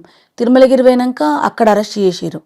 అక్కడ ఒక పూట ఉంచుకున్నారు. మేము వెళ్ళిపోతాం ఇంటికి అది ఇది అని చెప్పి గోల చేసి అలా డప్పులు కొట్టి పాటలు పాడితే ఇళ్ళతో గోలు ఎందుకని వదిలిపెడితే మళ్ళీ పాలకుర్తి దాకా పోయినాం. పాలకుర్తి పోయినాక మళ్ళీ అక్కడ అరెస్ట్ చేసిర్రు. ఉమ్, ఇదంతా కాదు మనల్ని ఓనేరు అని చెప్పి ఇంకా మేము వేరే వేసుకున్నాం. ఇక డప్పులు గిప్పులు ఏ లేకున్నా పలు ఎట్లన్నా పాటలు పాడాలి, వాళ్ళ దగ్గర పోవాలనుకున్నాం. 1 రోజున్నరకు చేరుకున్నాం. ములుగు దగ్గర అంటే ఎట్లా వేషం మార్చుకున్నారా? వేషమే మార్చుకోలేదన్న. బస్సులు గిసులు ఎక్కడ పోయి డివైడ్ అయిపోయి లారీలు ఎక్కి లారీలలో కూర్చొని మాక్సిమం 100% లారీల ప్రయాణమే ఉంటుండే. మా దగ్గర పైసలు ఉండవు కదా. అవును, లారీలో అయితే ఇచ్చినంత తీసుకుంటారు. అసలు ఇది తీసుకోకపోతే ఫస్ట్ ఎక్కేటప్పుడు బస్సు పైసలు ఇస్తామని ఎక్కించుకుంటారు. అలా పోయినాక మేము కూర్చొని పాటలు పాడుతుంటే వాళ్ళే మాకు ఉల్టా అన్నం తినిపించి పైసలు ఇచ్చేటోళ్ళు, ప్రేమ కొద్ది కొంతమంది ఇచ్చేటోళ్ళు, ఏమొద్దమ్మా పూరి మీరని దింపేటోళ్ళు, ఎక్కడంటే అక్కడ దింపిపోయేటోళ్ళు. పాటే అన్నం పెడుతుండే, పాటే ఛార్జీలు కడుతుండే, పాటే ప్రజల దగ్గర తీసుకుపోతుండే. వాళ్ళ దగ్గర పోయినాం రంగవల్లక్క దగ్గరికి.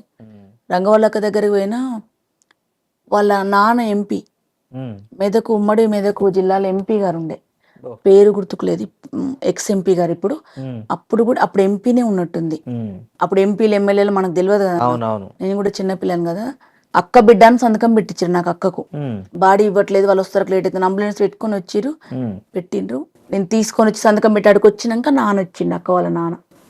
బాడీని చూస్తే తీస్తేందుకు సంతకం పెడతప్పుడు ఈడుంది చూడు అని అంటారు కదన్న, విట్నెస్ కోసం. అన్ని ఒంటి నిండా గాయాలి, ఎక్కడ పడితే అక్కడ కొట్టేసిండ్రు, ఒంటి నిండా హోల్స్ పడ్డాయి.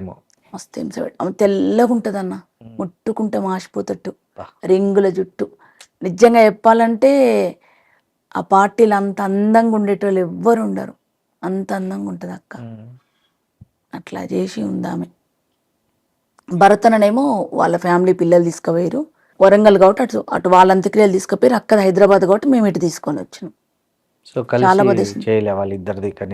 కలిసి చేయలేదు అంటే వైఫ్ అండ్ హస్బెండ్ కాదు వాళ్ళు, ఒకసారి చనిపోయింది అంతే. వాళ్ళ దాంట్లోనే కృష్ణారెడ్డి కూడా అప్పుడే చనిపోయింది, దానికంటే ముందు కొంచెం, దాని తర్వాత చనిపోయింది ఆయన. అప్పుడు ఎమోషనల్ అయ్యారా బాగా? చాలా చాలా అవుతాం. ఏమన్నా పాటలు పాడారు అప్పుడు వాళ్ళ స్మృతికి? చాలా పాటలు వచ్చినాయి అన్న. ఓకే. చెట్టు మీద కోయిలమ్మ ఓ కోయిలమ్మ, చెట్టంతా కొడుకు భరతు నేల రాలెనమ్మా. చెట్టు మీద కోయిలమ్మ ఓ కోయిలమ్మ, చెట్టంతా కొడుకు భరతు నేల రాలెనమ్మా.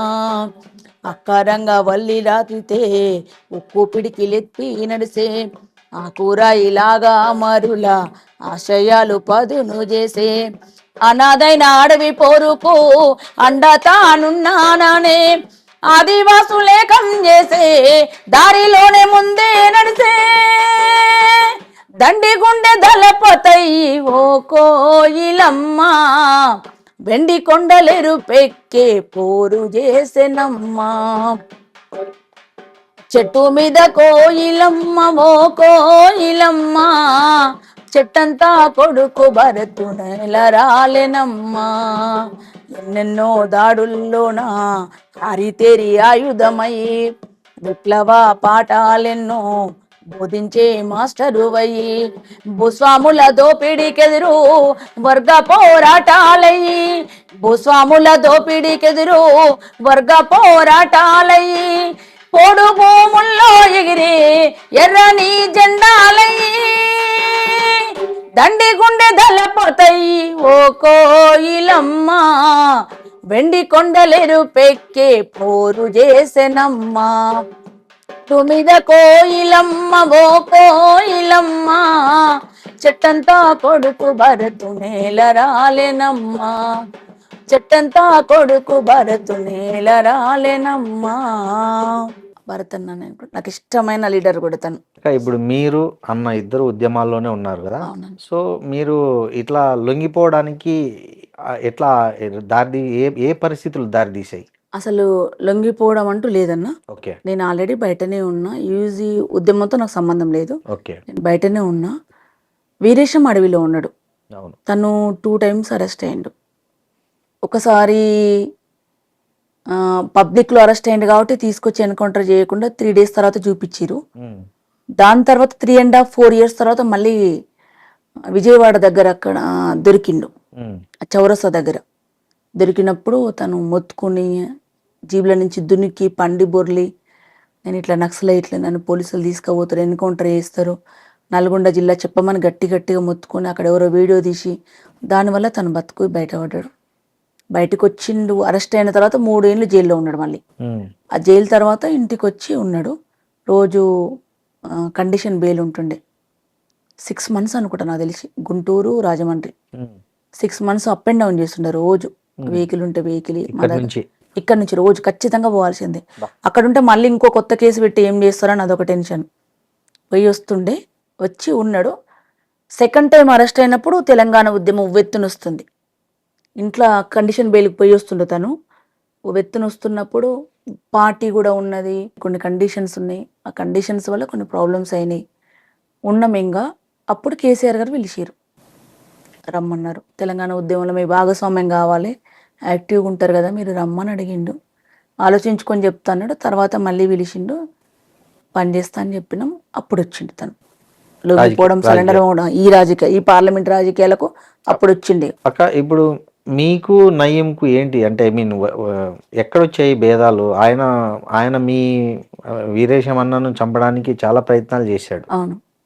సో ఎందుకు అతనికి మీ మీద అంత కక్ష ఎందుకు వచ్చింది? అతనికి మీకు అంత అసలు నయం అంటే ఎవరో తెలియదు అన్న. మీకు తెలియదు. మీరు ఉద్యమంలో ఉన్నప్పుడు అతను ఎక్కడ లేడు. తను వేరే పార్టీ, మావోయిస్ట్ పార్టీలో తను పనిచేసిండు. మేము జనశక్తి పార్టీ, వేరే 2 విప్లవోద్యమం వేరు పార్టీలు ఇవి. తను అక్కడ ఉన్నాడు. తనకి ఎందుకు అక్కడ వచ్చినాయో మనకు తెలియదు. వచ్చేసింది తను బయట. ఆయనకు మన గొడవ లేదు, మొహం చూసుకుంది లేదు, ఎవరో కూడా తెలియదు మాకు అసలు. నక్సలైట్ పార్టీలలో ఎవరు పనిచేయొద్దు, ప్రజల కోసం ఎవరు పనిచేయొద్దు. ఎందుకు పనిచేయొద్దు అంటే ఆయనకు భయం, ఆయన చంపుతారని. ఓహో. ఆయనకున్న ప్రాబ్లం వల్ల ఏంటంటే ఎవడు బయటకు వచ్చేదిగినా వీడు నాకు థ్రెట్ అని వాడు చంపుతాడు. లోపలుంటే ఆయనకేం భయం లేదు, బయటకు వస్తే చంపుతారని భయం, లేకపోతే సహకరిస్తారేమో, చంపేటోళ్ళకి ఏమైనా సహకరిస్తారని భయం. నాకు తెలిసి దానికోసమే అనుకుంటా చాలా భయపెట్టించిండు అన్న. ఓకే. అంటే ఎట్లాంటి థ్రెట్ ఫీల్ అయ్యారు మీరు ఆయన వల్ల? ఎలాంటి వచ్చాయి మీకు ఇన్సిడెంట్స్? నాకైతే వీరేశందేమో నాకు తెలియదు అన్న. నాకు మాత్రం ఒక్కసారి ఫోన్ వచ్చింది. ఏమని? జనరల్గా ఫోన్ చేసి పుష్పారెడ్డి నేను బాయ్ని మాట్లాడుతున్నా అన్నాడు. నన్ను ఎవ్వరు అట్లా పిలువరు. పుష్పారెడ్డి అని మిమ్మల్ని ఎవరు పిలువరు? కామన్ గా నన్ను ఎగతాళి చేసేది కూడా పిలువరు. మామూలుగా ఎవ్వరు పిలువరు. అట్లా పుష్పమ్మ అంటారు, అట్లనే అంటారు. అంటున్నారు ఎవరైనా, మరి ఎవరైనా అంటున్నారు ఏమో జోక్ గిట్లా అంటారు కదా అని నాకేం ఫీలింగ్ ఉందో అంటున్నాను అనుకున్నా. చెప్పండి అన్న అన్న నేను. అంటే నేను బాయ్ని అన్నాడు. ఏ బాయ్ అని అన్నా నేను. జనరల్ గా మనోళ్ళే చేస్తారని ఉద్దేశం ఉంటది కదా నాకు కూడా. అంటే నేను బాయ్ని అన్నాడు.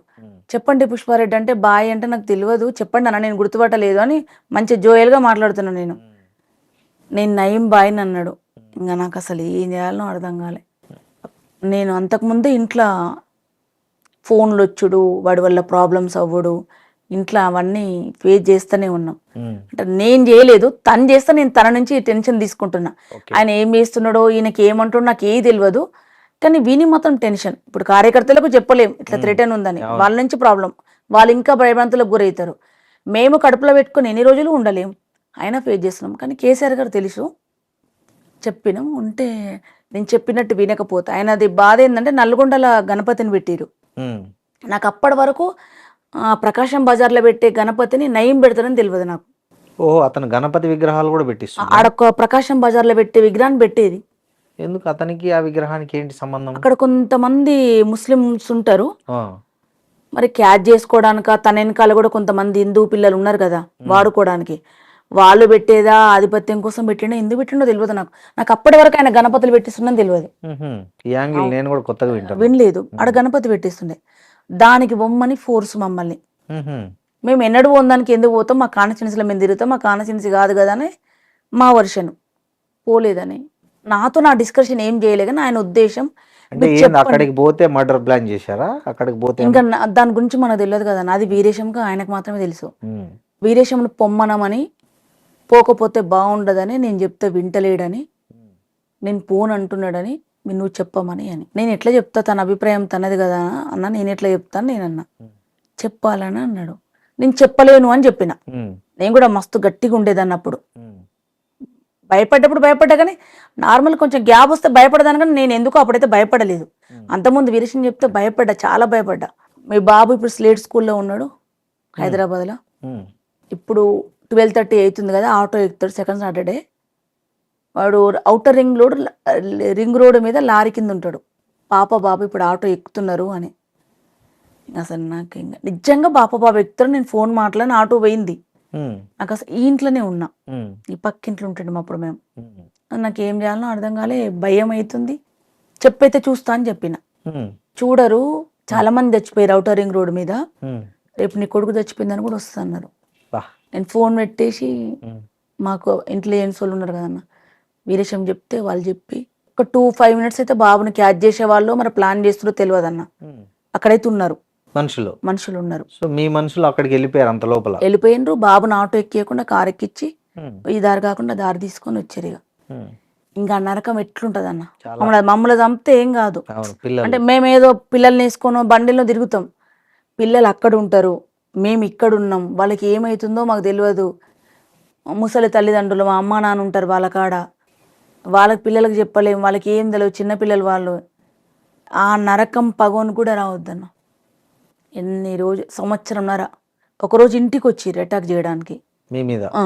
వీరేశం మీద అనుకుంటా, నా మీద కాదనుకుంటా. బురకా వేసుకొని వచ్చిండ్రు, మాట్లాడుతున్నారు. విజిటర్స్ అందరు వెళ్ళిపోయినరు, వీరేశం లేడు. వీరేశం రాడు అని చెప్పిన. ఏం ఆన్సర్ చెప్తలేరు. అయితే హిందీలో చెప్పిన, ఇద్దరు నయ్యే బాయ్ సాబ్ అని చెప్పిన.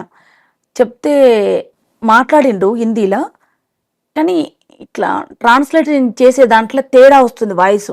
నార్త్ ఇండియన్స్ లేదు అబ్బాయి మాట్లాడితే ఎట్లా వచ్చింది. ఓకే. నేను ఇంకా లోపలికి వచ్చి వీరేశం ఫోన్ కొట్టిన, ఇట్లా వచ్చింది ఏం చేయాలని అర్థం కావట్లేదంటే, నువ్వు కామ్గుండు అన్నాడు. నేను చూసుకుంటా, నువ్వు కామ్గుండమంటే నాకు ఆగుతలేదు, కొంచెం ఎక్కువనే ఉంటుండే అప్పుడు, గట్టి కోపం ఉంటుండే. బయటకు వచ్చి చూసిన ఏం చేస్తున్నా, ఇట్లా కాలు వేసుకున్నాను. ఈ కాళ్ళకు జెంట్స్ చెప్పులు ఉన్నాయి, బురకా వేసుకున్నా ఇద్దరికి. అసలు ఎవరు మీరు, ఎందుకు వచ్చినాను గట్టిగాని ఏమడి పడ్డాం. టౌన్లోకి మూల దాకా పోసరికి ఆ రోజు ఆదివారం అంగట్లో కలిసిరు. వచ్చినాక ఫుల్ తిట్లు. వాళ్ళ దగ్గర వెపన్స్ ఉన్నాయి, నీ దగ్గర ఏం లేవు, ఎందుకు వాళ్ళు ఎమ్మడి పడ్డావు అని. వాళ్ళు షూట్ చేసినా మేము చచ్చిపోయేటోళ్ళం. కాకపోతే ఏంటంటే వాళ్ళ ఉద్దేశంలో నన్ను కాదు వచ్చింది, వీరేశం కోసం వచ్చిరు వాళ్ళు, అందుకే వెళ్ళిపోయారు. ఎన్నిసార్లు తప్పించుకుంటాడు వీరేశం అన్న ఇట్లాంటి ప్లాన్లు? అస్సలు చెప్పడన్నా. చెప్పడా? భయపడతారనే అస్సలు చెప్పడు, అట్లాంటివి ఎప్పుడు చెప్పడు. నాకు తెలిసినా, నేను ప్రత్యక్షంగా అనుభవించిన ఈ 2. ఇంకా మిగతా ఎన్నిసార్లు ఉండో తెలియదు. ఆయనకి ఎన్ని వచ్చినాయి, ఏమొచ్చినాయి ఏది తెలియదు. జాగ్రత్తగా ఉండమని చెప్పేటోడు. ఎవరికి ఏమైనా ఒకరు ఉంటామని అనేటోడు, అంతే, ఇంకేమనేటోడు కాదు. పిల్లలకు తెలుసా ఇదంతా, ఈ ట్రామా అంతా? తెలియదు, ఏది తెలియదు పిల్లలకి. వాళ్ళ నాన్న ఇంత పెద్ద లీడర్ అని కూడా ఇప్పుడిప్పుడే తెలుసు వాళ్ళకు. అసలు ఏం తెలియదు, ఏం చెప్పాం. అన్నిటికీ దూరంగా పెంచారు. దూరంగా ఏం పెంచలేదు, పార్టీకి ప్రజలందరితో ఉన్నాయి. కానీ ఈ థ్రెటన్ ఉన్న విషయాలు ఇవన్నీ ఎప్పుడు చెప్పాము, ఇప్పుడు కూడా చెప్పాము వాళ్ళకు. ఇప్పుడు వాళ్ళు పెద్దగా అయిండ్రు, వాళ్ళు కూడా రాజకీయాల్లోకి వస్తుంటారు కాబట్టి వాళ్ళకి అర్థమవుతుంది, కానీ ఏం చెప్పాం మనం, ఇంట్లో ఉన్న వాళ్ళకే చెప్పాం. నయ్యం నుంచి ఒక్కసారే ఫోన్ వచ్చింది, మళ్ళీ రాలేదు ఎప్పుడు? నాకైతే రాలేదన్న, నాకైతే రాలేదు ఒక్కసారి. అప్పట్లో కొంతమంది పోలీసులు కూడా నయ్యంకు తరఫునే పనిచేశారు అనేది కూడా ఉంది. యాక్చువల్ గా పూర్తిగా ఉన్నారన్న. వాళ్ళ అండర్లో డీజీపీ అండర్లోనే ఉన్నాడు, రాష్ట్ర డీజీపీ అండర్లోనే ఉన్నాడు. సాంబశివుడు మీటింగ్ పోతుంటే వచ్చిండ్రు, కాకపోతే ఫోన్ కాదు అది, మనుషులే వచ్చి వెహికల్ ఆపిరు. నా వెహికల్, మీటింగ్కి వెళ్ళొద్దు మీరు, వెళ్తే చచ్చిపోతారని. చంపుతారు, ఆడికి వచ్చి చచ్చిపోయినాను కంటే ఎక్కువ అని పోయినాం. అండ్ ఒక పెద్ద ఫోటో ఉంటుండే సాంబశివుడు అన్నది. వాళ్ళు ఎంత భయపడుతున్నారో ఏమొచ్చినా మనకు తెలియదు, కానీ ఎవరి కడుపులో వాళ్ళకే ఉంటది. పెద్ద కటౌట్ తెచ్చిరు అన్నది, సాంబశివుడు అన్నది పెద్దది, స్టేజ్ మీద అది పెడుతున్నారు. వీడు, నేను, ఇంకొక 2-3 అమ్మాయిలు ఉంటుండే. అది పక్కకుంటే నాకు అస్సలు నచ్చట్లేదు, పని తీరక పెట్టలేరేమో నేను అనుకుంటున్నా. ఆ ఫోన్ల వల్ల టెన్షన్ వల్ల పెట్టలేదని నాకు తర్వాత తెలిసింది. నేను తీసుకొచ్చి పిల్లలందరం కలిసి దానికి ఇట్లా స్టేజ్కి ఇట్లా స్ట్రైట్ గా 2 ఇటుపక్క తెచ్చిరు. కష్టపడి లేపుకొచ్చి స్టేజ్కి పెట్టినాం. పైన పెట్టంగానే వచ్చిరు మనుషులు నా కాడికి. అది నీ చేతులతో నువ్వు కింద పడేస్తా తప్ప ఈ వెలిగొండ వదిలిపెట్టి వెళ్ళిపోవు, చచ్చిపోతే ఇట్లాంటి మీటింగ్ నాకు కూడా పెడతారు, ఏం కాదు పో అని అన్నా. పోయింటిగా వాళ్ళు మనుషులు అంటే అక్కడ ఉన్నారు మనుషులు, నయం మనుషులు మొత్తం అన్న పూర్తిగా. సాంబశివుడు చనిపోయిన మీటింగ్ 2 సభల దాకా ఉన్నారు, పూర్తిగా ఉన్నారు. అసలు సాంబశివుణ్ణి చంపాల్సిన అవసరం నయీంకి ఎందుకు వచ్చింది? ఎవరు ప్రజల కోసం పనిచేస్తే వాళ్ళకి ఎవరు థ్రెట్ అనిపిస్తే వాళ్ళు చచ్చిపోవాలి. ఓకే, ఆయన లొంగిపోయి ఆయన ఏదో జనజీవన స్రవంతిలో కలిశాడు కదా. కలిసిన వాళ్ళనే చూస్తేనే భయం అన్న వాళ్ళకు. అదేలే, మేమే చచ్చిపోయి వచ్చినాం ఆల్రెడీ, సచిన పావులం మేము. ఈ సచిన పావులం చూస్తే కూడా ఆయనకు భయం సంపుతారని. అంత భయస్తుడు, పెద్ద గ్యాంగ్ లీడర్. ఓకే, అప్పుడు మీరు ఎప్పుడు ఈ నయీం మిమ్మల్ని బెదిరించిన ఈ క్రమంలో మీరు ఎప్పుడైనా పోలీసులను అప్రోచ్ అయ్యారా? పోలీసులకు చెప్పారా ఇట్లా మమ్మల్ని బెదిరిస్తున్నాడు, అతని వల్ల మాకు థ్రెట్ ఉంది అని? ఏం చేశారని వాళ్ళు ఏం ఏం చేయలేదు. చేశారు? మ్మ్. ఎవ్వరు ఏం చేయరు, ఎవ్వరు చెప్పలే. ఓకే, మా కడుపులో పెట్టుకున్నాం, మా ప్లాన్ మేము వేసుకున్నాం, మేము ఎట్లుండాలని అట్లున్నాం. మా పిల్లలతో మాతో ఉన్న పిల్లలు మిలిటెంట్ని ఎట్లు ఉంచుకోవాలి అట్లున్నాం, మాతో పాటే ఉన్నాం అంతే. ఓకే. ఎవరు చెప్పారు? మీ సొంత నేనైతే చెప్పలేదు. వీరేశం ఏమో నాకు తెలియదు, తను ఎమ్మెల్యే కాబట్టి తను ఏం చెప్పుకుంటూ తెలియదు, నేనైతే చెప్పలేదు. నయీం చనిపోయిన రోజు ఎట్లా ఫీల్ అయ్యారు మీరు? మస్తు ఫీల్ అయినా, అంటే చాలా హ్యాపీగా ఫీల్ అయినా. ఓకే, అవుతాం కదన్న, చాలా మందిని చంపిండు కదా. సెలబ్రేషన్ సెలబ్రేషన్స్ ఏముండన్న, మనిషి చచ్చిపోతే సెలబ్రేషన్స్ ఏముంటాయి అన్న? అంటే అట్లా బాధించబడ్డ వాళ్ళు, బాధపడ్డ వాళ్ళు కొద్దిసేపు మ్మ్. పోయిందిలే, ఉన్న వాళ్ళు ఎవరైనా ఫ్రీగా ఉంటారని అనుకుంటాం తప్ప మ్మ్. మనుషులు చచ్చిపోతే సెలబ్రేషన్ చేసుకున్నంత చెడ్డ బుద్ధి చాలా చెడ్డదన్నది. ఏ పోలీసులు అయితే నయీంని ఎంకరేజ్ చేశారనే జనం అంతా మీలాంటి ఉద్యమం నుంచి వచ్చిన వాళ్ళు అంటారు, అదే పోలీసులు మళ్ళీ నయీంను కాల్చి చంపడానికి రీజన్ ఏమై ఉంటుంది అనుకుంటున్నారు మీరు? ఏ ప్రభుత్వం ఉంటే ఆ ప్రభుత్వ అధికారులు, ఆ ప్రభుత్వ పెద్దలు ఏది చెప్తే అది పనిచేయడం. ఓకే, ఇది పోలీసు వాళ్ళకి నచ్చకపోవచ్చు నేను అనుకుంటున్నాను, ఎందుకంటే అదే పోలీసులు అప్పుడు కాపలాగా ఉన్నారు, అవును. అదే పోలీసులు చంపేసిండ్రు. మ్మ్. కాబట్టి పోలీసు వాళ్ళ కోసం ఉద్యోగం చేసుకునే పోలీసు వాళ్ళది ప్రాబ్లం ఉండదు. వాళ్ళ వెనకాల ఉండి ఎవరైతే ఉంటారో వాళ్ళకి ఏం అవసరం ఉందో, రాజకీయ పెద్దలకి ఏం అవసరాలనో ఆ అవసరాల తగ్గట్టు ఈ పోలీస్ వ్యవస్థను యూజ్ చేసుకుంటారు. అంటే నయీంను చంపాల్సిన అవసరం అప్పుడు ఎవరికి ఉండదు జనరల్గా? అందరికీ ఉంది. తెలంగాణ రాష్ట్రంలో ఉండి ప్రజల పక్షాన నిలబడి ప్రజా పోరాటాలు చేస్తున్న వాళ్ళు, తెలంగాణ రాష్ట్రం శాంతిగా ఉండాలి, ఉన్న కాడికి దీన్ని ఆ పారిన నీళ్ళతో పంటలు పండించుకొని తినాలంటే అట్లాంటి వాళ్ళు ఉండొద్దు అనుకుంది. తెలంగాణ రాష్ట్రంలో 4-5 కోట్ల మంది ప్రజలందరూ అనుకున్నారు కాబట్టి పోయిండు. ఒక్కరేం లేదు, అందరూ అనుకున్నారు. సో ఆయన కొంతమంది హీరోలుగా చెప్తుంటారు, అంత సాయం చేశాడు, ఇది చేశాడు, ఆ పిల్లల్ని చదివించాడు, ఇట్లాంటివి కూడా కొంత హీరోయిక్ కథలు చెప్తుంటారు బయట. నేనున్నాను ఇప్పుడు సారథిలో ఎంప్లాయీని. మ్మ్. నా బతుకు తెరువు కోసమో నా పాట కోసమో నేను ఎంప్లాయీగా పనిచేస్తున్నా. నాకు ఆ జీతం అవసరము, నా సొంత ప్రయోజనం అవసరం. నా సొంత ప్రయోజనం ఏమిటి? నేను చనిపోయిందాక పాట పాడాలి, నేను పాట పాడుతూ చనిపోవాలి. నేను పాట పాడితే నా పాట కులానికి సంబంధించిన నా తోటి అన్నదమ్ములు, నా బిడ్డలు, నా కులం, నా పాట కులం వాళ్ళందరూ నాకు వచ్చి డప్పు కొట్టాలనుకుంటా. అది డప్పు కొట్టాలంటే నేను రోజు ఆయన ఎమ్మటి ఉండాలి, వాళ్ళు నా ఎమ్మటి ఉండాలి, నేను వాళ్ళ ఎమ్మటి ఉండాలి. అట్లనే కదా. అవును, ఇలా 2 లక్ష్యాలు ఉన్నాయి. ఆర్థిక లక్ష్యం ఉన్నది, సాంస్కృతిక లక్ష్యం ఉన్నది. ఆర్థిక లక్ష్యం అనే దుర్మార్గమే, ఇంతకన్నా కాకుండా వేరే తిరిగి కూడా పాటలు పాడుకోవచ్చు. అవును. కానీ నేను కాకుండా 2 ఎంచుకున్నట్టే నాకు ఇలా బతుకు తెరువు ఉంది, పాట పాడాలని ఉంది. వాళ్ళకు కూడా సొంత ప్రయోజనం ఉంది. ఆయన ఎమ్మటి ఉండి చావు బతుకుండి చూసే వాళ్ళకు 10 లక్షలు ఇచ్చి ఉండరా నా ఎమ్మట అంటే ఎప్పుడు చచ్చిపోతారో తెలియదు కాబట్టి ఉంటాడు. ఒకటి చంపినా అంటే కట్టలేసి వేసి ఉండొచ్చు. హీరోగా చెప్పేవాళ్ళు ఎంతమంది అన్న, ఎంత దుర్మార్గుడికైనా ఒక 10 మందికి అయితే నచ్చుతాడు. అవును. ఎందుకంటే 10 మంది లేకుండా ఒక్కడు ఏం చేయలేడు కదా. అవునవును. మెజార్టీ ప్రజలు వ్యతిరేకించారు, మెజార్టీ ప్రజలు పోవాలనుకున్నారు. సో మీకు ఈ ఉద్యమ జీవితం నుంచి రాజకీయ జీవితంలోకి రావాలనే ఆలోచన ఎప్పుడు కలిగింది? అస్సలు మేము రాజకీయాలకు వస్తామని, ఈ స్టేజ్లో ఎమ్మెల్యేలం అవుతామని, ఇట్లుంటామని ఏ రోజు కలగనలేదన్న. మ్మ్. నేను ఇప్పటికప్పుడు ఇట్టగిచ్చుకొని చూసుకుంటా. మ్మ్. అస్సలు ఏ రోజు కూడా మేము అనలేదు, వస్తామనుకోలేదు. మ్మ్. వార్డు మెంబర్ కావాలన్న కోరిక కూడా లేదు. ఓకే. మేము ఎమ్మెల్యేలు అయ్యే వరకు ఓటక్కు నాకు అంతకంటే 2-3 ఏళ్ళ ముందు వచ్చినట్టు ఓటకు. మేము ఓటు వేయం కాబట్టి మాకు ఓటకు కూడా పెట్టలేదు. అందుకనే అట్లా వచ్చింది. సో ఎట్లా ఫీల్ అయినారు అక్క? ఫస్ట్ మీ ఎమ్మెల్యే కంటెస్ట్ చేయమని బీఆర్ఎస్ నుంచి మీకు ఒక ఆఫర్ వచ్చింది. సో అప్పుడు ఎట్లా, అంటే మీరు అడిగారా కేసీఆరే ఎమ్మెల్యేగా పోటీ చేయమన్నారా?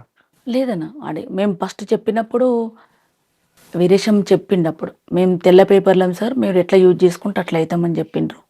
టికెట్ ఇచ్చిర్రు. టికెట్ ఇచ్చినప్పుడు బీఫామ్, అసలు బీఫామ్ అంటే కూడా తెలియదు. ఆ బీఫామ్ ఇస్తారని వస్తుందని, ఓట్లు అడగడానికి దండం పెట్టడం కూడా చక్కగా రాదు మాకు. ఇప్పుడు దండం పెట్టిన వాళ్ళంగా అక్కడ ఎంత నేర్చుకొని వచ్చినామన్న. ఈ పార్లమెంట్ రాజకీయాలకు వచ్చినాక మళ్ళీ 0 కాంచి నేర్చుకున్నాం, అన్ని నేర్చుకున్నాం. ఎందుకంటే మాకు తెలియని రాజకీయాలు కదా ఇవి, అందుకని నేర్చుకున్నాం. అక్క, ఇప్పుడు మీకు ఈ ఉద్యమ నాయకులు పైలా సంతోష్ కానీ గద్దర్ కానీ వీళ్ళతో మీ అనుబంధం ఎలాంటిది? వాళ్ళ నుంచి మీరు ఎలాంటి ప్రేరణ పొందారు? పైలం సంతోష్ అన్న నా గురువు అన్న. ఓకే. నాకు పాటకు ఆటకు గురువు ఆయననే. ఆయన దగ్గర నేర్చుకున్నా. ఆయన దగ్గర నేర్చుకుని ఆయనే నేర్పించారు నాకు. అడుగులు, గజ్జెలు, పాట అన్ని అన్ననే. ఓకే. వైలం సంతోషన నా గురువు. గద్దరన్నని చూసి నేను బై బర్త్ నుంచి ఇన్స్పిరేషన్. ఎందుకంటే సంజీవన్న, గద్దరన్న వాళ్ళ పాటలు చిన్నప్పటి నుంచి వింటూ పెరిగింది దాన్ని. ఇన్స్పిరేషన్లో అది కూడా ఒకటి. లైవ్ రికార్డు కాకుండా రికార్డులలో వాళ్ళ పాటలు ఇళ్ళల్లో క్యాసెట్లు ఉంటేనే అరెస్ట్ చేసే కాలం చూసింది దాన్ని. గద్దరన్న పాటల్లో మీకు బాగా ఇష్టమైన పాట ఏంటి? ఒక 30 ఏళ్ళ కింద రాసింటాడు అన్న గద్దరన్న ఈ పాట. ఇప్పటికీ ఈ పాటలో ఉన్న పరిస్థితులు కానీ, ఈ పాటలో ఉన్న ఖనిజ సంపన్న దోచే వ్యవస్థ కానీ ఇప్పటికీ మారలే. ఇంకా దోపిడీ ఎక్కువైంది. గద్దరన్న అప్పుడే ఊహించి రాసిండు. తను లేకపోయినా ఈ పాట బతుకుంది. అందుకే చరిత్రల పాట, మనం చెప్పిన మాటలు, ప్రజల కోసం చెప్పింది ఎప్పటికీ బతికే ఉంటాయి అవి. దానికి నిదర్శనం గద్దరన్న పాట. భారతదేశం భాగ్యసీమరా, సకల సంపదల కొదవలేదురా, బంగారు పంటల భూములున్నాయి, సావు ఎరగని జీవనదులురా, సావు ఎరగని జీవనదులు, సావు ఎరగని అంగట్లోన అన్ని ఉన్నాయి, అల్లుని నోట్లో శని ఉన్నట్లు, అల్లుని నోట్లో శని ఉన్నట్లు, అట్లు సకల సంపదలు గల్ల దేశమున దరిద్రం ఎట్లుందో నాయన, దరిద్రం ఎట్లుందో నాయన, సకల సంపదలు గల్ల దేశమున దరిద్రం ఎట్లుందో నాయన, నీతి గల్ల మన దేశములోన అవినీతెందుకు పెరిగిపోయరా, నిరుద్యోగులు నిరాశ చెంది ఉరితాడెందుకు బిగించుకుండ్రు, తల్లులు అమ్మలు అక్కలు చెల్లెలు మానాలెందుకు అమ్ముకున్నారు, ఈ అవినీతికి మూలమేమిటో ఆలకించరండో నాయన, ఆలకించరండో నాయన, ఆయన భారతదేశం భాగ్యసీమరా, సకల సంపదల కొదవలేదురా, బంగారు పంటల భూములున్నాయి, సావు ఎరగని జీవనదులురా, అంగట్లోన అన్ని ఉన్నాయి, అల్లుని నోట్లో శని ఉన్నట్టు, 170 పైగా జనులు భూమి నమ్ముకొని బతుకుతున్నారు, దున్నెవానికే దుక్కి లేదురా, కూలి జనులకే కూడు లేదురా, భూ సంస్కరణలు బూటకమ్మురా, ఏలేటోళ్ళ నాటకమ్మురా, రైతు దేశమున రైతు బిడ్డకే భూమి లేదు ఎట్లో నాయన, పెద్ద పెద్ద భూస్వాములు దొరలు తిమ్మిని బొమ్మిని చేసినానురా, పంట భూమి చేయి జారకుండర, కుక్క నక్క పిల్లి పేరున లెక్కలు రాసి చేతులెత్తినరు, లెక్కలు రాసి చేతులెత్తినరు, లెక్కలు ప్రభుత్వం వేసిన లెక్కల తీరున దేశంలోన సాగు భూములు 40 కోట్ల ఎకరాలుండగా, 100 ఎకరం మాత్రం భూమి ఎట్లా మిగిలే నాయన, నాయన భూమి ఎట్లా మిగిలే నాయన, తుందామంటే దుక్కులు లేవు, నాగలికేమో కర్రు లేకర, పండిన పంటకు రేటు రాకర, అమ్మిన రేట్లకు చేతికి రాక, తన భూస్వాముల కాళ్ళ కిందరా నలిగి నలిగి నాశనమైపోయి నగిలిపోయిన రైతు లోకమే, బతుకు ఎల్లక బతుకుతున్నారు, బతకలేని ఈ రైతు లోకమే, పిడికిల్లెత్తి తిరుగుబాటురా, టాటా బిర్లా ఆస్తుపాస్తులు కోట్ల మీద కొట్లెక్కుతున్న ఈ రోజుకు పేదరికమేమో పెరిగి పెరిగి చుక్కల్ల చేరరా, రెక్కలమ్ముకొని డొక్కలమ్ముకొని కండలమ్ముకొని పిండి చేసిన, తమ నెత్తురు పిండిన రాసులు పోసిన, ఒక్కన ఊపిరిలో కార్మిక లోకం కత్తి నూరుతుందో నాయన, నా భారతదేశం భాగ్యసీమరా, సకల సంపదలు కొదవలేదురా, బంగారు పంటల భూములున్నాయి, సావు ఎరగని జీవనదురురా, అంగట్లోన అన్ని ఉన్నాయి, అల్లుని నోట్లో శని ఉన్నట్టు, అట్లు సకల సంపదలు దేశమున దరిద్రం ఎట్లుందో నాయన, టాటా బిర్లకు, ఈరోజు ఆదాని అంబానీలకు పచ్చని అడవిని, ఈ సంస్కృతి సాంప్రదాయాలకు మూలమైన ఆదివాసి బిడ్డలని, మన భారతదేశ మూలవాసులైన ఆదివాసుల బిడ్డల్ని అడవి నుంచి తరిమేయడానికి జరుగుతున్న కుట్రని ఒక కళాకారునిగా నేను వ్యతిరేకిస్తున్నా. ఆపరేషన్ కగార్. ఆపరేషన్ కగార్ ఆదివాసుల వాళ్ళ ఉన్న నీడ కింద ఉన్న భూమిని, వాళ్ళ రెక్కల కింద ఉన్న ఆ చెట్ల నీడలో ఉన్న పక్షుల్లాగా ఉన్న బిడ్డల్ని తరిమేయాలని చూసిన పాపం ఎప్పటికీ పోదు. కర్మ బ్యాక్ అంటారు కదా, వాళ్ళకి వస్తుంది, ఎప్పటికో ఒక రోజు వాళ్ళ కర్మ బ్యాక్ వస్తుంది. మీరు హిడ్మా ఎన్కౌంటర్ గురించి విన్నారు కదా, ఏమనిపించింది, ఎట్లా అనిపించింది మీకు? బాధ అనిపించింది, చాలా బాధ వేసింది అన్న. మళ్ళా మాట్లాడితే అర్బన్ నక్సలైట్లు అంటారేమో, నాకైతే నా అభిప్రాయం మరో భగత్ సింగ్. నేను భగత్ సింగ్ని చూడలేదు, చరిత్ర చదువుకున్న మనమందరం, కానీ భారతదేశానికి మరో భగత్ సింగ్. బట్టలు లేని, ఒంటి నిండా ఒక గుడ్డ పేలిక కూడా లేని ఆదివాసి బిడ్డ, అడవిలో ఉన్న ఆదివాసుల నుంచి పట్టణంలో ఉన్న ఒక ఆడబిడ్డ వరకు రక్షణ కావాలని, వాళ్ళ ఒంటి మీద బట్టలు ఉండాలని, తినడానికి తిండి ఉండాలని, ఆత్మరక్షణ కోసం జరిగే పోరాటంలో అమరులైనరు. ఇప్పుడు చంపేసిన వాళ్ళని చంపేసిరు ఇది అది అంటున్నారు కదన్నా. నా అభిప్రాయం ఏంటంటే, భారత రాజ్యాంగంలోనే రాసి ఉన్నది ఏమని, ఎవరికైనా ఆత్మరక్షణ సమస్య వస్తే, వాళ్ళు బతకలేని సమస్య వస్తే, వాళ్ళు సెక్యూర్డ్గా లేని వాళ్ళు, ఏ జాతి, ఏ కులం, ఏ మతం వాళ్ళైనా, మనిషికి సమస్య వస్తే వాళ్లకు ఆయుధాన్ని ప్రభుత్వమే ఇచ్చి రక్షణగా ఉండి వాళ్ళని కాపాడాలని ఉన్నది. మీరు సమస్య లేకుండా చేయండి. అవును, తిండి లేని, గూడ లేని, గుడిసె లేని ఈ ప్రజలు లేకుండా మీరు చేయండి, ఏ పోరాటం రాదు. ఇవన్నీ ఉండినా ఐదు కోసం అడగొద్దంటే ఆకలినాడు ఖచ్చితంగా అన్నం అడుగుతాడన్నా. ఎందుకు అడగడు? అడగడా? మీరు నన్ను కొడితే నేను తిరగబడనా? ఖచ్చితంగా. ప్రశ్నించే వాళ్ళని మీరు ఇంకేదో పేర్లు పెడితే అవుతారు, బరాబర్ అవుతారు. నాలంటి వాళ్ళు అవుతారు, ఇంకొకరు అవుతారు. ఒక పక్క దేశం దోపిడీ చేస్తున్న వాళ్ళని వదిలేసి, తర్వాత డ్రగ్స్ అమ్మే వాళ్ళని వదిలేసి, వేల కోట్ల రూపాయలు రాజకీయాల పేరుతో ప్రజాధనం దోచుకున్న రాజకీయ నాయకులకు ఎలాంటి శిక్షలు పడకుండా వాళ్ళని ఫ్రీగా వదిలేసి, ఒకవైపు ఇట్లా హిడ్మా లాంటి ఏదైతే మూల వాసుల హక్కుల కోసం పోరాడే వాళ్ళను చంపడం అనేది ఘోరం. పిల్లలకు స్కూళ్ళలో డ్రగ్ ఇస్తున్నారు, చాక్లెట్ ఇస్తున్నారు, గంజా ఇస్తున్నారు. అది అరికట్టండి భారతదేశంలో. వాటి గురించి మాట్లాడండి. చట్టవిరుద్ధమైన చర్యలు చేస్తే తీసుకొచ్చి జైల్లో పెట్టండి. చంపే హక్కు మనకి ఎవరికి లేదు, వీళ్ళకు లేదు, వాళ్ళకు లేదు, ఎవరికి లేదు.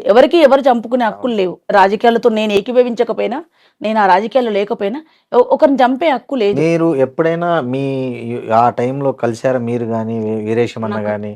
నాకు వీరేశం గారు ఎవరు కలవలేదన్న, మాకు తెలియదు. వినడమే. ఇప్పుడు పేపర్లో మీరందరూ ఎట్లుంటారు, మేము గట్లే వింటున్నాం. మీరు ఎట్లా చదువుతున్నారు, మేము కూడా అట్లనే. హిడ్మా తల్లికి మీరేమన్నా చెప్తారా ఓదార్పు మాట? ఆమె చెప్పేంత పెద్ద ఆమె నేను కాదన్న. చాలా బాధ అనిపిస్తుంది ఆమెను చూసి, చాలా బాధ. అంత పెద్ద నాయకుడి కుటుంబము ఇవాళ కట్టుబట్టలు లేని పరిస్థితి. అది కావాలని పోయిన వాళ్ళకి వాటి గురించి ఏం ఆలోచించారన్న. గొప్ప తల్లి, గొప్ప తల్లి. భారతదేశం రక్షణ కోసం ఒక బిడ్డను కన్న తల్లి. ఈ నక్సలైట్లు అంతరించిపోవడం వల్ల దేశానికి మేలు జరుగుతుందంటారా? నన్ను నిర్కీయకూరన్న మీరు. నేను ఆ రాజకీయాలతో లేను, నాకు సంబంధం లేదు. నేను అనుకోవడం ఏంటంటన్నా, అది ఏ రూపంలో వచ్చినా, ఏ జెండా పట్టుకున్నా, ఏ వ్యతిరేక పోరాటం వచ్చినా, సమస్యలు ఉన్నన్ని రోజులు తిరుగుబాటు జెండా వస్తుంది. అది ఎర్రది వస్తుందా, పచ్చది వస్తుందా, 3 రంగులు వస్తుందా, నీలి రంగు జెండా వస్తుందా, జేబీఎం అంటారా, ఇంకోటి అంటారా, తర్వాత అంశం. సమస్యలు ఉన్నంతసేపు, అణచివేసినంతసేపు, అణగారిన బిడ్డల సమస్యలు తీరినంతసేపు, తినడానికి తిండి, ఉండడానికి గూడు, కట్టుకోవడానికి బట్ట లేనంతసేపు ఖచ్చితంగా ఈ తిరుగుబాటు పోరాటాలు వస్తూనే ఉంటాయి. చాలా చరిత్రలు చూసినాం మనం, చాలా చదువుకున్నాం. 6th క్లాస్ కాంచి చరిత్రలు చదువుకుంటూనే వచ్చినాం. ఎన్ని తిరుగుబాట్లు వస్తే, ఎంత పోయింది, మళ్ళీ ఎప్పుడు దండెత్తిరు, మళ్ళీ ఎప్పుడు వచ్చిరు, అవన్నీ వస్తూనే ఉంటాయి. గద్దరన్నతో మీకు చాలా ప్రత్యేక అనుబంధం. ఆయన చనిపోయినప్పుడు మీరు చాలా ఎమోషనల్గా ఫీల్ అయ్యారు. ఏమనిపించింది ఆయన చూసి, ఆ వాతావరణం చూసినప్పుడు? మీరు బతుకుంటే బాగుండు. ఒక తరం వెళ్ళిపోయిందన్న, మా ముందు తరం వెళ్ళిపోయింది. వాళ్ళు గజ్జెట్లు కట్టుకురో చూసి కట్టుకున్న వాళ్ళం, గొంగడెట్లు వేసుకురో. మీరు బయట ప్రపంచంలో చాలా మంది ఆమె చీర బాగా కట్టుకుంది, ఈమె డ్రెస్ బాగా వేసుకుంది, ఈమె నగలు బాగా వేసుకుందని ఇంప్రెస్ అయ్యి చేస్తారు కదా. అవును, మేము కూడా వాళ్ళని చూసి ఇంప్రెస్ అయిన వాళ్ళం. గొడెట్లు వేసుకోవాలి, చీర ఎట్లా కట్టుకోవాలి, గోష్ ఎట్లా కట్టుకోవాలి, గజ్జలు ఎట్లా, ఆవభావాలు గద్దరని ఎట్లా చూపిస్తుండు, ప్రజల్ని ఎట్లా మెప్పిస్తుండు. ఓ అంటేనే ఓ 60 లక్షల మంది కూర్చున్నారు. ఆ పదానికి కూడా అంత వాల్యూ ఉన్నది. ఇట్లా ఎత్తుకుంటే కూడా ఒకటి ఉన్నది, ఇట్లా లేపుతా కూడా ఒకటి ఉన్నది. జెండా పట్టుకుంటున్నది, కర్ర పట్టుకుంటున్నది, ప్రతి ఒక్కటి నేర్చుకున్నామన్నా. ఎంత హావభావాలు చూపిస్తున్నాడు, ఎట్లా యాక్షన్ చేస్తున్నాడు. కళ ఉంటుంది ప్రతి కళాకారునికి. నాకైతే ఉంటుండే. నేను చాలా వేదికలలో వాడినా, నన్ను ముసలమ్మ అని పిలిచేటోడు. నేను బొంబాయి పాటకు యాక్షన్ చేసేదాన్ని కదా, వైలం సంతోషన్న పాట కన్నా. అది పాడినప్పుడు కళ్యాణం సార్ గద్దరన్న నన్ను బక్కమ్మ ముసలమ్మ అని పిలిచేటోళ్ళు. వాళ్ళ కుటుంబ సభ్యులు, మా కుటుంబ సభ్యులు మాతో ఎవరు లేరన్న. మేమే కలిసి బతికినాం, మేమే ఉన్నాం కదా. ఆ పాట ఒకసారి పాడతారా? అన్నకు జోహార్లు తెలియజేస్తూ, కళాకారుడు ఎవరు బతుకుంటారో లేదో, చరిత్రహీనులు ఎట్లా ఉంటారో చరిత్రలో కళాకారుడు, పాటగాడు మాత్రం ఎప్పటికి బతుకుంటాడు అన్నాడు. ఏ రంగంలో ఉండని, ఇక్కడ ఉండనివ్వండి, బతుకుంటాడు. ఒండు పైలంగుండు అమ్మ మాయమ్మ, తల్లి పైలంగుండు అమ్మ మాయమ్మ.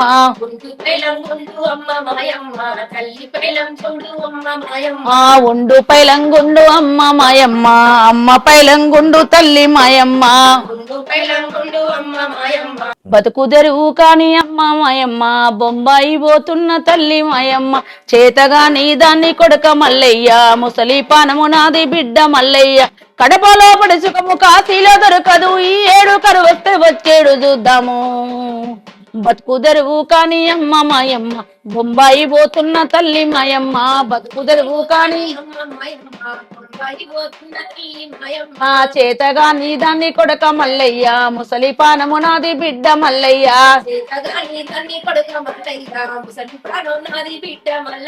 కడపలో పడి సుఖము కాశీలో దొరకదు, ఈ ఏడు కరువు వస్తే వచ్చేడు చూద్దాము. నన్నిడిసిపోవద్దు కొడక మల్లయ్య, ఊరిడిసిపోవద్దు బిడ్డ మల్లయ్య. ఆ బోరు నీళ్లు వస్తే బదులుగా కాదాయ, కారు కొముడు సార్లు కాలింది మోటారు, బాకి తెచ్చి పెడితే బోకే చేతికొచ్చే. కరువు వచ్చే వరిపిచ్చే అమ్మ మాయమ్మ, ఎడబాసే రోజొచ్చే తల్లి మాయమ్మ.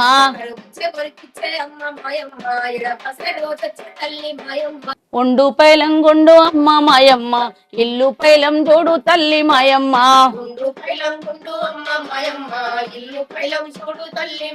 మా ఉండు పైలంగుండు అమ్మ మాయమ్మ, ఇల్లు పైలం చూడు అమ్మ మాయమ్మ.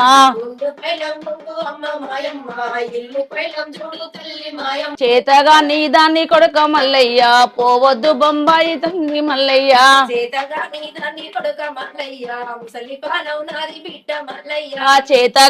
దాన్ని కొడుక మల్లయ్య, ముసలి పానము నాది బిడ్డ మల్లయ్య.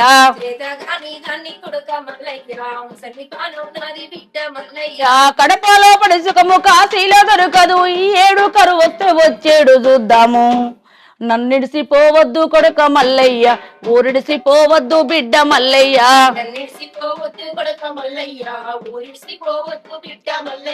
బోరు నీళ్లు వస్తే బదుడు దాటాదాయే, కారు కొమ్ముడు సార్లు కాలింది మోటారు, బాకి తెచ్చి పెడితే బోకే చేతికొచ్చే. కరువు వచ్చే వరిపిచ్చే అమ్మ మాయమ్మ, ఎడబాసే రోజొచ్చే తల్లి మాయమ్మ. మా కరువు వచ్చే వరిపిచ్చే అమ్మ మాయమ్మ, ఎడబాసే రోజు తల్లి మాయమ్మ.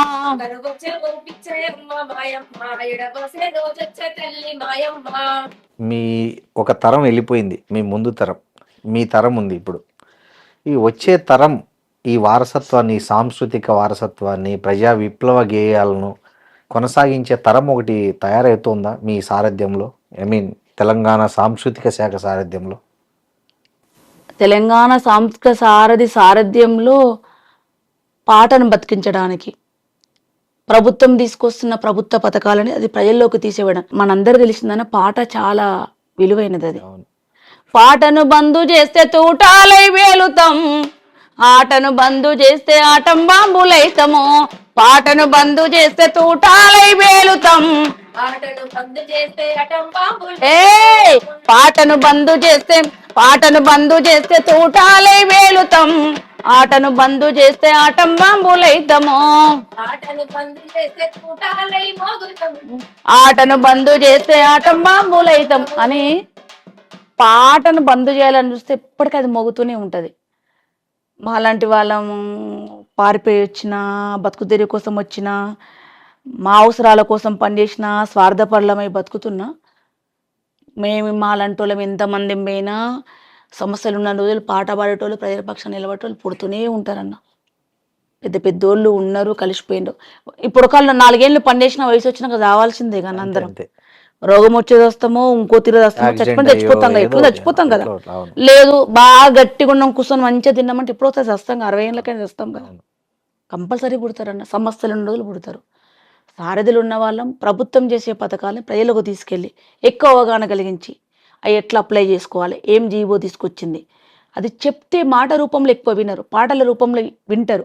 అందుకే వినూత్నంగా తెలంగాణ గవర్నమెంటు భాషా సంస్కృతి శాఖలో పాటలను ఎంచుకున్నది. ఇది గొప్పది. ఇంతకుముందు కూడా పాడి చెప్పేవాళ్ళు, ఏదో సీజన్ వచ్చినప్పుడు సీజన్ లాగా చేసేటోళ్ళు. ఇప్పుడు కంటిన్యూగా పాడి చెప్తున్నాం. మాలంటోళ్ళం ఎంతమంది పోయినా, మా తర్వాత వచ్చే మా ముని మనమన్లు పోయినా పాట బతికే ఉంటుందన్న. అది బతికుండడానికి మా తాపత్రయం. మీరు తెలంగాణలో చూసిండ్రు, నాకు ఎంత హ్యాపీగా ఫీల్ అవుతున్నా అంటే ఈ జన్మ ధన్యమైపోయింది. తెలంగాణ రాష్ట్రం వచ్చింది. లక్ష్యాలు ఎంతవరకు నెరవేరితే అన్నీ ఒకసారి కావు, నెమ్మది నెమ్మదిగా ఒక్కోటి అవుతూ ఉంటుంది. తెలంగాణ రాష్ట్రంలో తెలంగాణ యాసని భాషని మేము గోసి కట్టుకొని ఎగురితే వీళ్ళు కళాకారుల అన్నోళ్ళని రవీంద్ర భారతి మెట్లెక్క రవీంద్ర భారతిని ఆక్రమించుకొని మేము గోసి గొంగడు వేసుకొని పాట పాడుతున్నాం. నేనైతే రవీంద్ర భారతిలో ఉద్యోగం రాకముందుకు ఎన్నడూ రవీంద్ర భారతి పోలే. ఎప్పుడు మీటింగ్ పెట్టుకున్న బాగలింగంపల్లె, సుందరయ్య విజ్ఞాన కేంద్రం, ఒక ఆర్టీసీ భవనం, లేకపోతే ఇందిరా పార్కు ఎన్నో పాడేటోళ్ళం. లైఫ్లో కూడా 30 ఏళ్ళ ఉద్యమ చరిత్రలో ఎన్నడూ రవీంద్ర భారతి మెట్లెక్కలే. వాళ్ళు కథక్ కళాకారులు, భరతనాట్యం వాళ్ళు ఎక్కిరి తప్ప మేము ఎన్నడూ పోలే. ఈరోజు వాళ్ళు తక్కువ వస్తారు దాంట్లకు, మేము నెలకు ఒక రోజు పోతున్నాం. తెలంగాణ యాసని భాషని ఈ రోజు కూడా ఎవరు మనల్ని విలన్లాగా పెట్టి మా భాషను చూపించిన వాళ్ళు, అంటే రాయలసీమ భాషనైనా తెలంగాణ భాషనైనా విలన్లాగా చూపించో, రాయలసీమ తెలంగాణ రాయలసీమ వాళ్ళని వస్తేనేమో ఒక రౌడీల్లాగానో మూటాల్లాగానో చూపించారు, ఇక్కడేమో జోకర్లను చేసారు. కానీ ఇవాళ జోకర్ల భాషే సినిమా పరిశ్రమను ఏలుతుంది. ఇవాళ అవును. తెలంగాణ యాస భాష ఆ మాండలికము, తెలంగాణ ఫోక్ లేని సినిమా, ఫోక్ లేకపోతే సినిమా ఫెయిల్ అన్న. అవును, ప్రతి సినిమాలో ఒక జానపదం పెడుతున్నారు. పెడుతున్నారు. నేను ఆ విజయాన్ని కళ్ళ చూసిన ధన్యమైంది అనుకుంటున్నాను. నేను ఈరోజు తెలంగాణ లవ్ స్టోరీ కూడా తెరకెక్కుతున్న చూడు, నాకు ధన్యమైపోయింది అది చాలు. ఈ మధ్య మీరు ఒక కాంట్రవర్సీ స్టేట్మెంట్ ఏదో ఒకటి వచ్చింది, నన్ను బదనాం చేయొద్దండి అని. అసలు ఎందుకన్నారు ఆ మాట మీరు? దేనికి బదనాం చేయొద్దన్న? ఏదో ఒకటి వైరల్ అయింది మీది, ఒక చిన్నది, నన్ను బదనాం చేయొద్దండి అని ఏదో మీరు ఎక్కడో అన్నట్లు ఒక మాట వైరల్ అయింది. ఏ సందర్భంలో అయింది, ఎందుకు అయిందో నాకు యాక్చువల్గా తెలియదు. అంటే మామూలుగా మనిషిని బదనాం చేయొద్దంటే పొలిటికల్ లైఫ్లో ఉన్నప్పుడు, ఆడపిల్ల రాజకీయాల్లోకి వచ్చినప్పుడు, ఆడపిల్ల రోడ్డు మీద ఏ ప్రొఫెషన్లు ఉన్నా మాకు స్పెషల్ సవాళ్ళు ఉంటాయి అన్న. మీరు చూస్తుంటారు, అవును, మీడియాలో ఉన్నా ఉంటే మాకు ఎక్కడ ఉంటాయి. ఎందుకంటే మా జీవితం, మేము మా లైఫ్ స్టైల్, మేము ఇంటి దగ్గర ఉండడం, హౌస్ వైఫ్ ఉండడం, అన్ని సవాళ్ళతో కూడుకుంటుంటుంది. మాకు ప్రాబ్లం ఎక్కడ వస్తుంది అంటే మేమేం నా నుంచి ఇప్పుడు నేను ఇంటర్వ్యూ చేస్తున్నా, ఇప్పుడు వాచ్ పెట్టుకుని ఇప్పుడు వాచ్ లేదు, అది డిస్టర్బెన్స్ అవుతుందని తీసేసిన. అవును. బోడ చేతులతో ఇంటర్వ్యూ చేస్తుంది, గాజులు వేసుకోలేదు, గాజులు పెట్టుకోకుండా దీపాలు ముట్టిస్తుంది, బొట్టు పెట్టుకుంది. ఇప్పుడు ప్రిపేర్ అయ్యి మేకప్ వేసుకొని చేసే వీడియోలు కావు కదా. అవును. ఇప్పుడు ఇంటర్వ్యూ ఉన్నాం, మీరు వచ్చిన నేను కూర్చొని పాట పాడుతున్నా. దీనికి ఏదో చీర కట్టుకొని మేకప్ వేసుకోవడం అనేది కొంతమంది ఇష్టం. ఉన్నట్టు మనం ఎట్లున్నాం అట్లా పాట పాడాలని అది నా ఇష్టం. దాన్ని కాంట్రవర్సీ, అందుకే ప్రతి దాన్ని కాంట్రవర్సీ చేయడం నేను ఈజీగా తీసుకుంటున్నాను. ఏం చేసినా పర్వాలేదు, నాకు ఎట్లా బతకబోద్దని నేను ఎట్లా బతుకుతా. నా వల్ల నా ఫ్యామిలీకి ఏమైనా ఇబ్బంది ఉంటే నేను ఆలోచిస్తాను. నా వల్ల వాళ్ళకి ఏమైనా ఇబ్బంది అవుతుందంటే, ఫ్యామిలీకి, సమాజానికి, మెజారిటీ పీపుల్కు నా వల్ల నష్టం లేనప్పుడు నేను దేనికైనా సిద్ధం. మీరు కులాన్ని, మతాన్ని, వర్గాన్ని, ప్రాంతాన్ని అన్నిటినీ అతీతంగా ఒక విప్లవ మనస్తత్వంతో జీవితాన్ని కొనసాగిస్తున్నారు. మీ తరంలో మీలాగా సాహసం చేయడం అనేది చాలా గొప్ప విషయం. అప్పట్లో 30-40 ఏళ్ల కింద కులాంతర వివాహాలు అనేది చాలా పెద్ద టాపిక్. ఇప్పటికీ ఉంది. సో మీ పిల్లల్ని ఎలా పెంచుతున్నారు, వాళ్ళను ఎటువంటి భావజాలంతో మీరు ట్రైన్ చేస్తున్నారు? మా పిల్లలకైతే మేము ఏం ట్రైన్ చేయమన్నా. ఓకే. ఏం ట్రైన్ చేస్తామంటే సమాజంలో చీడ పురుగులు కావద్దు. బాబు ఉన్నాడు, వాడి వల్ల ఒక ఆడపిల్లకి ఇబ్బంది కలిగిందని, ఇలాంటి అలవాట్లు ఉన్నాయని, వీరేశం పుష్పల కొడుకు ఇట్లా అంటోడని రావద్దు. ఈ న్యాయం కోసం కొట్లాడండి, ఈ సమస్య కోసం నిలబడంటే ఏది వచ్చినా ఫేస్ చేస్తాం. మీరైనా ఫేస్ చేస్తారు, మేమైనా ఫేస్ చేస్తాం. ఆడపిల్లలు ఉన్నారనుకోండి, ఇప్పుడు ఆమె డాక్టర్ ప్రొఫెషన్ తీసుకుంది, ఎంబీబీఎస్ సెకండ్ ఇయర్ చదువుతుంది. ప్రజల కోసం ఆమె, మేము అసలు ఏం గైడ్ చేయలే. అంతకుముందు ఆమెకు ఐఏఎస్ కావాలని ఉండే. వాళ్ళ డాడీ కరోనాలో చేసిన సేవలు, వాటిని చేసినవి, చనిపోవడం చూసి, పారేసొచ్చుడు, అంత్యక్రియలు వచ్చినాక తను సఫర్ అవ్వడు, ఆ ఫీలింగ్ అంతా చూసి వైద్యం చేయడం అనేది ఇంపార్టెంట్. అది ఫ్రీ వైద్యం చేయాలి. నాకు ఏం సాధ్యపడుతో తర్వాత అంశం. నాన్నకి ఇది ఇష్టం ఉంది, డాక్టర్లు ఈ ప్రొఫెషన్ ఇష్టం ఉంది కాబట్టి నాన్న కోసం నేను డాక్టర్ని అవుతా. మేము వద్దన్నాము చాలా 10 years ఆడపిల్ల లైఫ్ ఇట్లుంటుంది వద్దంటే నాకు అది ఇష్టం, నేను అటు సైడ్ పోను, నేను ఇటే పోతాను అయింది. బాబు ఉన్నాడు, అసలు మేము ఇట్లుండమని చెప్పాం. ఇంటికి వచ్చిన వాళ్ళకి రెస్పెక్ట్గా ఉండడం, వాళ్ళతో ప్రేమగా ఉండడం, మన ఇంటికి వచ్చిన వాళ్ళకు నీళ్ళు ఇచ్చి అన్నం పెట్టి ప్రేమగా, అదే చెప్తాం తప్ప మేము ఇంకోటి ఇట్లుండాలి అట్లుండాలి ఏం చెప్పమన్నా. ఇప్పటి వరకైతే బాబు ఏం చేస్తున్నాడు? బాబు బీటెక్ అయిపోయింది, ఎంబీఏ అయిపోయింది, లండన్ ఎంబీఏ అయిపోయింది అన్న. బీటెక్ ఇండియాలోనే చేసిండు. ఇప్పుడు బిజినెస్ సైడ్ వేస్తున్నాయి అడుగులు. పాప ఎంబీబీఎస్ సెకండ్ ఏం ఇయర్. బిజినెస్ చేయాలనుకుంటున్నాడు? ఆయన ఇష్టం, ఆయనకు వదిలేసినాం, ఓకే వెతుక్కుంటుండే ఇప్పుడు. ఓకే. ఇంకోటి సేవ అంటే గుర్తొచ్చింది, మీరు ఒక ట్రస్ట్ పెట్టి చాలా సేవలు చేస్తున్నారని మా విఘ్నేష్ కూడా చెప్పాడు నాతో. అది ఉద్దీపన అనే ఒక ఫౌండేషన్, అది ఏమేం చేస్తున్నారు, అసలు ఆలోచన ఎట్లా వచ్చింది? అసలు యాక్చువల్లీ ఉద్దీపన ఫౌండేషన్ ఎమ్మెల్యే గారిది, వేముల వీరేశం గారిది, తనకు వచ్చింది. చాలా పెద్ద గొప్ప నిర్ణయం అన్న. యాజ్ ఎ వైఫ్ కాకుండా ఒక ఫ్రెండ్గా చెప్తున్నా, మేము అత్యవసర చదువులు చదివినాం, ఏమంటారు సప్లిమెంటరీ చదువులు. తను ఎమ్మెల్యే అయ్యేసరికి ఇంటర్మీడియట్ మాత్రమే అయిపోయింది. తను ఉద్యమానికి లోపలికి వెళ్ళిపోయి చదువుకోలేదు. వచ్చినాక డిగ్రీ పీజీ చేసిండు, ఇప్పుడు పిహెచ్డి కోసం ట్రై చేస్తున్నాడు. మేము ఇప్పటికీ తను అసెంబ్లీలో ఇంగ్లీష్ మాట్లాడలేడు, కష్టపడి చదువుతున్నాడు. డబుల్ ఎంఏ సర్టిఫికేట్ ఉన్నా నేను ఇంగ్లీష్ మాట్లాడాను, ఫ్లూయెంట్ ఇంగ్లీష్ మాట్లాడలేను, ఏదో బటర్ ఇంగ్లీష్ మాట్లాడతా. నాది వేరు అనుకోండి. ఎమ్మెల్యే గారికి ఏంటంటే నేను ఇంగ్లీష్ చదవలేకపోయినా, ఇంగ్లీష్ మాట్లాడలేకపోతున్నా, మాట్లాడితే ఇంకొక స్థాయిలో ఉండేదాన్ని. నేను పెద్దానికి కౌంటర్ ఇద్దును, ఇంగ్లీష్ పేపర్ల వాళ్ళతో కూడా నేను మాట్లాడదును, ఎక్కువ మెసేజ్ ఇద్దును. అనగారిన బిడ్డలు, పేద బిడ్డలు ఇంగ్లీష్ మీడియంలో చదువుకోవాలి, వాళ్ళకి ఇంగ్లీష్ చదువు కూడా కావాలి. కొనలేకపోతురు. చదువు అనేది కొనడం కాదని చదువుకుంటూ వస్తుంది, చదువుకుంటే రాదు. అందుకని తను పేద పిల్లలకు నేను చదువుకోలేకపోయిన విద్యను ఇంగ్లీష్ మీడియం పిల్లలు చదివిపియాలి. ఫస్ట్ టైం ఎమ్మెల్యేగా ఉన్నప్పుడు 102 స్కూల్స్ దత్తత తీసుకున్నాడు. ఆ స్కూల్స్ అందరినీ ఇంగ్లీష్ మీడియం ప్రైమరీ సెక్షన్ కానీ స్టార్ట్ చేసిండు తనే, సొంత నిధులతోటి తనే జీతం ఇచ్చి అన్ని స్టార్ట్ చేసిండు. ఆ 5 years అయిపోయినాక అది ఆగిపోయింది. దాని తర్వాత మేము కొనసాగించడానికి సిద్ధంగానే ఉన్నాం, ఎంత కష్టమైనా, ఇంత ల్యాండ్ అమ్మేసుకున్న పెడదామని సిద్ధంగా ఉన్నాం. కానీ ఉన్నవాళ్ళు దాన్ని యాక్సెప్ట్ చేయలే, మాకేదో పేరు వస్తుందని.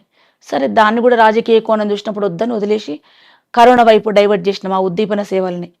అది అయిపోయిన తర్వాత ఇంకెప్పటికున్నా మనం ప్రజాప్రతినిధులు ఉంటేనే దీన్ని కొనసాగించగలుగుతున్నామని ఏం చేసుకున్నాం, ఇప్పుడు ప్రైవేట్ స్కూల్ పెట్టినాం.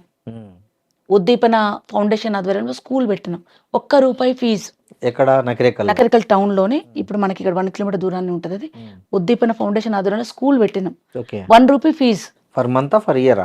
ఇయర్లీ ₹1. అడ్మిషన్ తీసుకున్నప్పుడు ₹1 ఫీజు. ఇప్పుడు 520 మంది పిల్లలు ఉన్నారు అందులో. ఆ రూపాయి కాన్సెప్ట్ ఏంది? ఫీజు తీసుకుందాం, ఫీజు ₹1 ఫీజుతో ఉన్నది అని, ఫీజు లేదు అనే బదులు ₹1 ఫీజుతో పెట్టుకుందాం. ఆ రూపాయి వాళ్ళకు ఉండాలి, ఆ ₹1 కూడా వాల్యుబులే. మళ్ళీ డబ్బు విలువ తెలియకుండా పోవద్దు, డబ్బు విలువ కూడా తెలియాలి. ₹1 కంపల్సరీ ₹1 కైన్ తీసుకొచ్చి వాళ్ళు అడ్మిషన్ తీసుకోవాలి, తీసుకుంటారు. చాలా మంది వచ్చారు. దానికి ఒక కాన్సెప్ట్ కూడా ఏం పెట్టుకున్నారు ఎమ్మెల్యే గారు, మేము ఏం పెట్టుకున్నామంటే గవర్నమెంట్ స్కూల్ పిల్లలు తీసుకునేది లేదా స్కూల్కు, ఓన్లీ ప్రైవేట్ స్కూల్ పిల్లలు.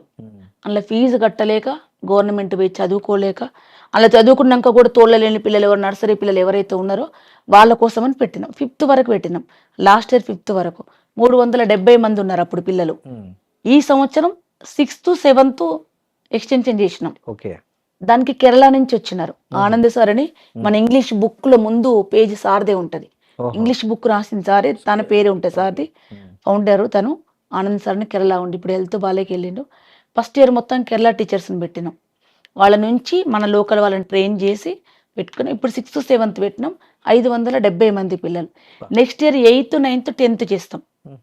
10th క్లాస్ వరకు ఉంచి అందులో ఉన్న పిల్లలు, పేరెంట్స్ లేని పిల్లలు, మొండోళ్ళ చెత్త అది ఏరుకునే పిల్లలు, అస్సలు బడికి పంపలేను ఇళ్ళల్లో ఉన్న వాళ్ళని తీసుకొచ్చి దాంట్లో స్కూల్ అడ్మిషన్ చేసుకొని, దాని కూడా కొన్ని ప్రామాణికాలు పెట్టుకొని తీసుకొచ్చి ఆ పిల్లలు అందులో పెట్టుకున్నాం. ఆ పిల్లలు ఉంటారు. ఆటో కూడా తోలలేరు, ఇప్పుడు దూరం ఉంది స్కూల్, ఇక్కడే టౌన్ ఎడ్జ్లోనే ఉంది. కానీ ఆ నుంచి ఇడికి వాళ్ళు సైకిల్ లేదు, బండి లేదు, వాళ్ళు రాలేరు. అట్లాంటి పిల్లల కోసం ఆటో కూడా పెట్టినాం. లోకల్లో 2 ఆటోలు, 2-3 బజార్లు ఉన్నాయి. పిల్లలు ఎక్కడే మెజార్టీగా ఉన్నారో ఆ పిల్లల్ని ఆడ ఉంటారు, ఒక ప్లేస్కి వస్తారు, పాయింట్ అడవి డ్రైవర్ ఎక్కించుకొని తీసుకొచ్చి ఆడ వినిపిస్తాడు. మళ్ళీ తమ్ముడు పొద్దున్నాక బయట గిరాకు తోలుకుంటాడు, ఈవినింగ్ స్కూల్ టైం కాగానే తీసుకుపోయి పిల్లల్ని స్కూల్లో తోలుస్తాడు. అంటే రెసిడెన్షియల్ మామూలు డే మామూలుగా డే స్కాలరే. ఓకే. ఫుడ్ మధ్యాహ్నం భోజనం పెడతాం, మీరే మనమే పెడతాం ఫ్రీగా. ఫ్రీగానే ఏం ₹1 ఫీజు అని ఏం ఉండదు. Books, uniform. Uniform, book, plate, bag, A to Z. Corporate school ఎట్లుంటుందో నకరకల్లా ఏ కార్పొరేట్ స్కూల్ లేనంత. ఒక బిల్డింగ్ ఒకటి నార్మల్గా ఉంది, దాన్ని కూడా చిన్నగా చిన్నగా చేస్తున్నాం. సిస్టమ్ కూడా డిఫరెంట్ సిస్టమ్. కేరళలో ఎట్లా చెప్తారో బుక్స్, స్కూళ్ళలో ఎట్లా బొమ్మలు చూపించి చెప్తారో అదే చదువు ఇక్కడ కూడా. మా పిల్లలు ఇప్పుడు వ్యాసాలు రాస్తున్నారు, ఇంగ్లీష్లో మాట్లాడుతున్నారు. ఒక 6th క్లాస్ నకరికల్లో ఒక ప్రైవేట్ స్కూల్, పేరు చెప్పొద్దు, ప్రైవేట్ స్కూల్లో 6th క్లాస్ చదువుకొని వచ్చిండు, వాడికి ABCDలు రావట్లేవు. ఒక 3 నెలలు స్పెషల్ క్లాస్ పెట్టి వాడికి అన్ని నేర్పించి మళ్ళీ ఇప్పుడు 6th క్లాస్లో కూర్చోబెట్టినాం. మాకు రానిది, మేము అందుకోలేనిది మాలాగా స్టేజ్ నుంచి వచ్చిన పిల్లలు ఉండాలి. మా పిల్లలతో పాటు ఆ పిల్లలు కూడా ఎదగాలి. మా తదనంతరం మా పిల్లల స్కూల్ చూడాలి.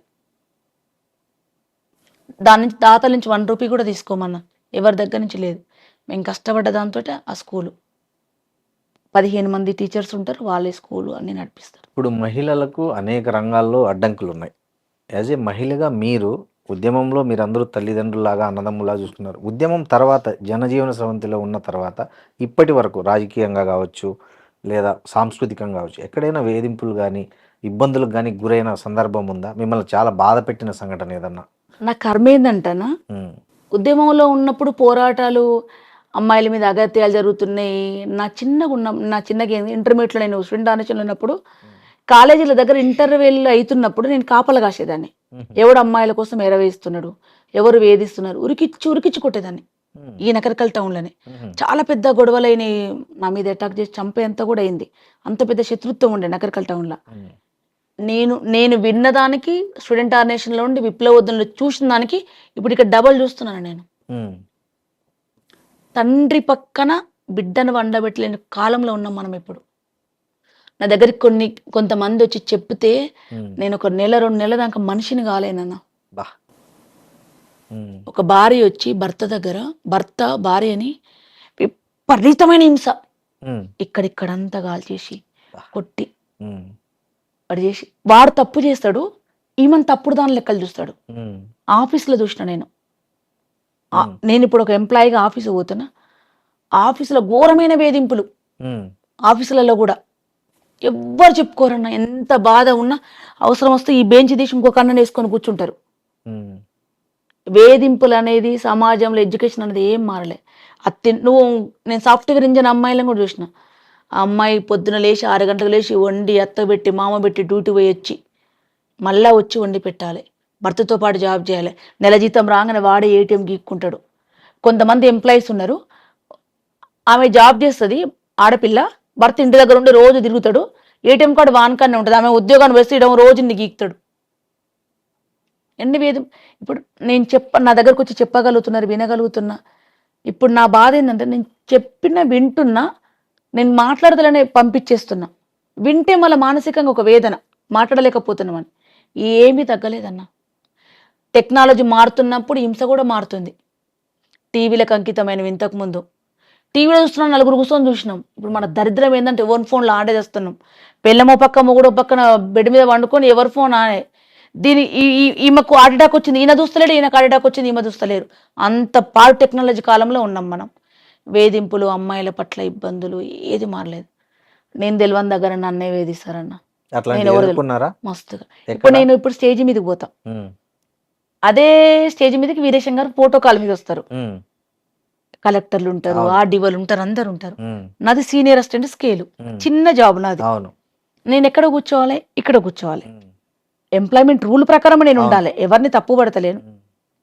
ఎమ్మెల్యే గారు ఇక్కడ కూర్చుంటారు, ఎమ్మెల్యే గారు పక్కనే కలెక్టర్, ఇక్కడికి అందరు అధికారులు అందరు ఉంటారు. ఏం రోగం ఈమెకు, ఎందుకు పాటలు పాడుతుంది, ఇంత చిల్లరగా ఈ డప్పులు వేసుకొని ఇల్లు మడని తిరుగుతుంది, నా ముఖం పట్టుకొని. వీరేశానికి ఎందుకు ఆమె పాట పాడుతుంది, ఆమెకు పాట ఇష్టం అన్న, ఆమెకు ఇష్టం ఉన్న రోజులు పాడుతుంది, ఆమెకు ఇష్టం ఉన్న రోజులు ఉంటుంది అక్క, ఆమెకు అట్లా ఇష్టం. ఎంతమంది నన్ను అన్నారు, ఇంకా నువ్వు మానవ, ఎందుకు పాటలు పాడుతావు, నీకు ఏం అవసరం అని అంటారు. నేను కూరగాయలకు పోతా. కూరగాయలు అనేది ఎవరు తీసుకొస్తారు, ఇంట్లో మామూలుగా ఆడోళ్ళు మొగోళ్ళు ఎవరైనా తీసుకొస్తారు. మా ఇంట్లో వీరేశంకు బిజీ, మాకైతే ఏం అసమానతలు లేవు. ఆయన అట్లాంటి విషయంలో ఏముండదు. ఆయన కాలు కూడా నిజంగానే పోయి కూడా తెస్తాడు. నేను ఒక్కరోజు పంపుదామని డిసైడ్ అయినా, నువ్వు ఒక రోజు పో వీరు కూరగాయలకు, జనం మారుతారు. నేను కూరగాయలు పోతా, ప్రతిరోజు అంగట్లో నేను తెచ్చుకుంటాను, ఈడ తెచ్చుకుంటాను అక్కడికల్లా. ఇంకా నేను పోయినా, నువ్వెందుకు కూరగాయలకు వచ్చినావు అక్క, నువ్వెందుకు కూరగాయలకు వచ్చినావు అంటే, మరి నేను ఏం తినాలి? ఇంకొకటి, ఎమ్మెల్యే భార్య సింపుల్ గా ఉండాలని, మీలో కలిసిపోవాలని, మీతో ఉండాలి, మీ దాంట్లో ఒక మనిషి అని మీరు యాక్సెప్ట్ చేయండి ఫస్ట్. అంతే కదా, మీకు అతీతమైన మనిషి కాదు, మీతో ఉన్నందుకు హ్యాపీగా ఫీల్ అవ్వరి. ఎవరైనా సరే, ఎమ్మెల్యేలైనా మినిస్టర్లైనా వాళ్ళు కూడా మీతో పాటు మెంబర్లే. వాళ్ళ ప్రోటోకాల్ వచ్చినప్పుడు దండం పెట్టుకున్నప్పుడు వాళ్ళు పెద్దవాళ్ళు. మీతో నేను ఉన్నందుకు హ్యాపీగా ఫీల్ అవ్వండి. నేను ఇంకా పాట పాడుతున్నందుకు, అది విదేశం మన భార్య పాట పాడుతున్నా హ్యాపీగా ఫీల్ అవ్వరు తప్ప, దీన్ని కూడా రాజకీయం చేయడానికి, దీన్ని కూడా వేరే తిరిగి కామెంట్ చేయడానికి వద్దు. పాట పాడుతూ ఓట్లేస్తారా అని ఎవరన్నా? నేనేమన్నా వేముల వీరేశానికి ఓటేమని పాట పాడుతున్నా? ఆయన ఎలక్షన్లు వస్తే నేను లీవ్ పెట్టుకుని నేను నెల రోజులు ఇంట్లోనే కూర్చుంటా. ఆడపిల్లకు ఏ స్టేజ్, ముఖ్యమంత్రి నుంచి కలెక్టర్ దానికి ఏ స్టేజ్లో ఉండని అని వేధింపులు అనేవి పోలే. తిరగబడ్డ మీరు అనుకుంటారు ఆమె కలెక్టర్ అయింది, ఆమెకి ఏం బాధలు, బరాబర్ బాధలు నేను చూస్తున్న కళ్ళతోటి. భర్త బాధలు ఉన్నాయి, అత్తింటి వేధింపుల బాధలు ఉన్నాయి, ఎంప్లాయ్మెంట్ వేధింపులు ఉన్నాయి. అవి ఏం పోలేదు. అది తిరగబడ్డా పోవు, తిరగబడకున్నా పోవు. తిరగబడ్డారు అనుకో, విడాకులు తీసుకుని బరిదేగించింది అంటారు. దీనికి పైసల బల్బ్ వచ్చింది, ఎకనామికల్ సోర్సెస్ ఎక్కువైంది కాబట్టి డైవర్స్ తీసుకుందంటారు. ఏం లేకుండా ఉంటే, ఓపిక లేకుండా ఆత్మహత్య చేసుకొని చచ్చిపోవాలి. వేధింపులు అనేది నేను ప్రత్యక్షంగా చూస్తున్నందుకు ఇంకెక్కువ నరకం అని అప్పుడన్నా ఏదో పేపర్లో చూసి రోడ్డు మీద కూర్చొని ధర్నాలు చేసిన కానీ ఇప్పుడు లైవ్లో చూస్తున్నా, అదే ఎక్కువ బాధ. అది ఇంకోటి విన్నా, మీ దగ్గరికి ఇట్లా ఏదన్నా వస్తే మీరే శిక్షిస్తారంట కదా, పట్టి కొట్టి వాడిని మొత్తం సెట్ చేసి పంపిస్తారంట. నిజంగా మీ అందరు చెప్తున్నా, కొట్టే అవకాశం వస్తే నిజంగానే మీరు కొట్టమంటే మాత్రం కొడుదునన్నా. ఎప్పుడు కొట్టలే కానీ కొట్టబుద్ధి అవుతుంది నాకు. ఎందుకంటే ఎవరు కొడుతూకుంటారా అన్న. అసలు ఇప్పుడు మా ఇంటికి ఒక ఆడపిల్ల వచ్చింది, బాధలు ఉన్నాయని వచ్చింది. బాధపడి వచ్చిన వాళ్ళు కాదు, బాధించిన వాళ్ళని నేను చెప్పేది. ఎవరికి ఇంకా అవకాశం రాలే అన్న. ఎమ్మెల్యే గారు ఎవరన్నా బాధించిన వాళ్ళు, ఆడపిల్లని ఇబ్బంది పెట్టిన వాళ్ళు, ఏం కాదు పుష్ప చూసుకోమంటే చూసుకుంటే ఒక్క అవకాశం అని ఇప్పిరి మీడియా ద్వారా. నన్న ఏడ వస్తుందా నా కొట్టక ముందు వాళ్ళ వైఫ్ ఇంటికి వచ్చి మాట్లాడితేనే, నువ్వు పుష్పక కాడు వేనోగా, ఆడి వేనోగా, పెద్దోళ్ళ కాడ పోయి చెప్పినోగా అంటారు. వాళ్ళ భార్య, కొంతమంది మా ఇంటికి వాళ్ళ భార్యలే తీసుకుంటారు, వస్తే ఏమేమి నేర్పిస్తుందో అని. కొట్టే అవకాశం వస్తే ఎందుకు కొడతామన్నా? నేను ఎట్లా బతుకుతున్నా మీరు అట్లా బతకమని చెప్తాం. ఎవరైనా పెద్దవాళ్ళ వయసులో ఉన్న వాళ్ళు, తెలిసిన వాళ్ళు ఏం చెప్తారు? ఎవరు పడతారు? కొడితే ఎవరు పడతారు? మనం ఏమైనా వేసినాం అనుకో, పొద్దునవి ప్రెస్ మీట్ పెడతారు. ఎవరిని కొట్టామన్నా, మంచిగా ఉండమని చెప్తాం అంతే. ఇప్పుడు అవి కూడా లేవు 5 ఏళ్ల నుంచి, ఎవరి జోలికి వేయదు. మీ ఇంటికి మా ఇల్లు ఎంత దూరం, మా ఇంటికి మీ ఇల్లు ఎంత దూరం. సరే, చివరిగా మా కోసం మీరు ఒక డప్పుతో ఒక పాట పాడండి. దళిత పులులమ్మ అరే కారం చెడుపు స్వాములతోటి కలబడి నిలబడి పోరు చేసిన దళిత పులులమ్మ, కారం చెడుపు స్వాములతోటి కలబడి నిలబడి పోరు చేసిన దళిత పులులమ్మ. కారం చేడులో కలదొక పల్లె, పల్లె పేరురా మాదిగ పల్లె, పల్లె మాల సాయబు ఒడ్డర జాతికి మాదిగ పల్లె తల్లి లాంటిదే. ఇది శరణు కోరిన శత్రువునైనా ప్రేమతో చూసే పేదల పల్లె. అరే తురే అని ఎవడన్నంటే మాట చక్కగా రాని అంటారు. కుర్చీలో కూర్చొని కాపీ దాగిన చల్ల దాగిన కమ్మదరులకే కడుపుల మంట దళిత పులులమ్మ.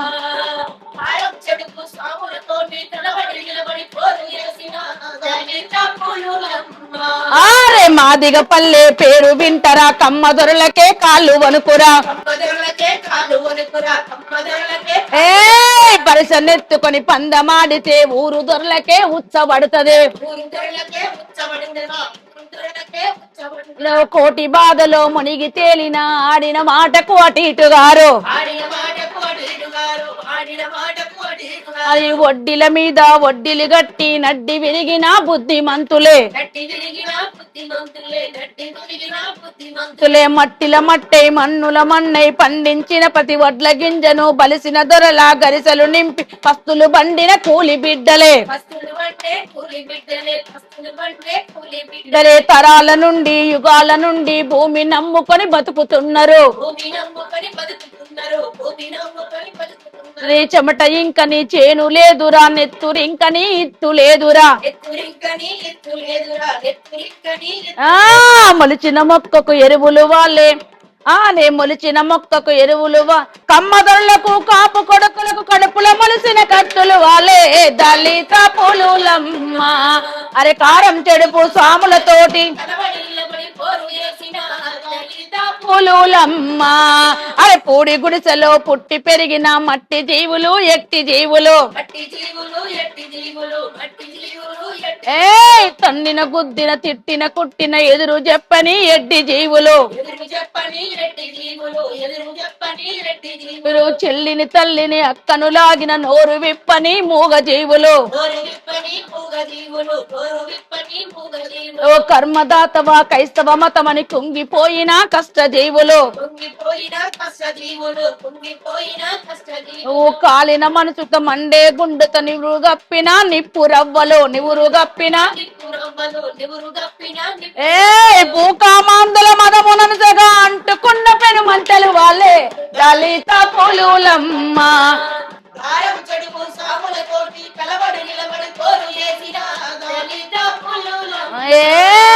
కోడలాంటి మరి కుర్రవాళ్ళు రా సాము నేర్చినారు చదువు నేర్చినారు రారే తురే అని ఎవడన్నంటే మాట చక్కగా రాని అంటారు అంటారు ఉన్న గుడ్డలు తెల్లగు తుక్కొని మల్లె పువ్వులా పల్లెలుంటారు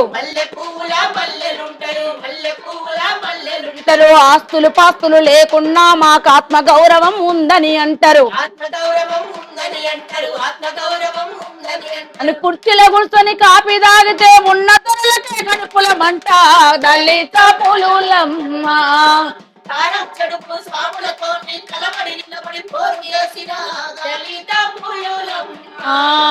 కాలువ కింద రావే అరే కాల్వ కింద వేల వేల ఎకరాలు కమ్మ దొరలత కాళ్ళ కిందరా కమ్మ దొరతనం కాళ్ళ కిందరా మాదిగ పల్లె గుండెకాయరా పేద బిడ్డలకు దుండు వందనం బిడ్డలకు దుడ్డు వందనం మాదిగ పల్లెకు గుండెకాయరా పేద బిడ్డల దుడ్డు వందనం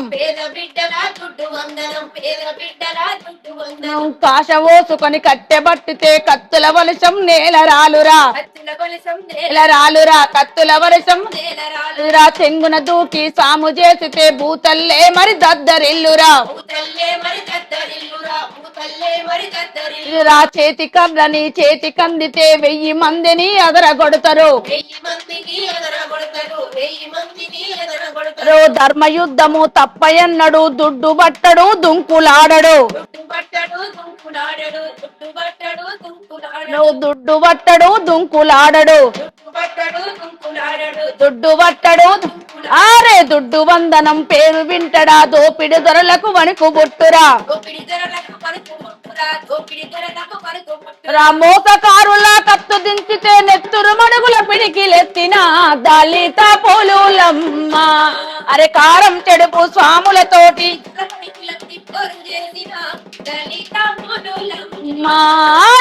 దళిత పులులమ్మ అరే కారం చెడుపు స్వాములతోటి కలబడి నిలబడి పోరు చేసిన దళిత పులులమ్మ కారం చెడుపు స్వాములతోటి కలబడి నిలబడి పోరు చేసిన దళిత పులులమ్మ.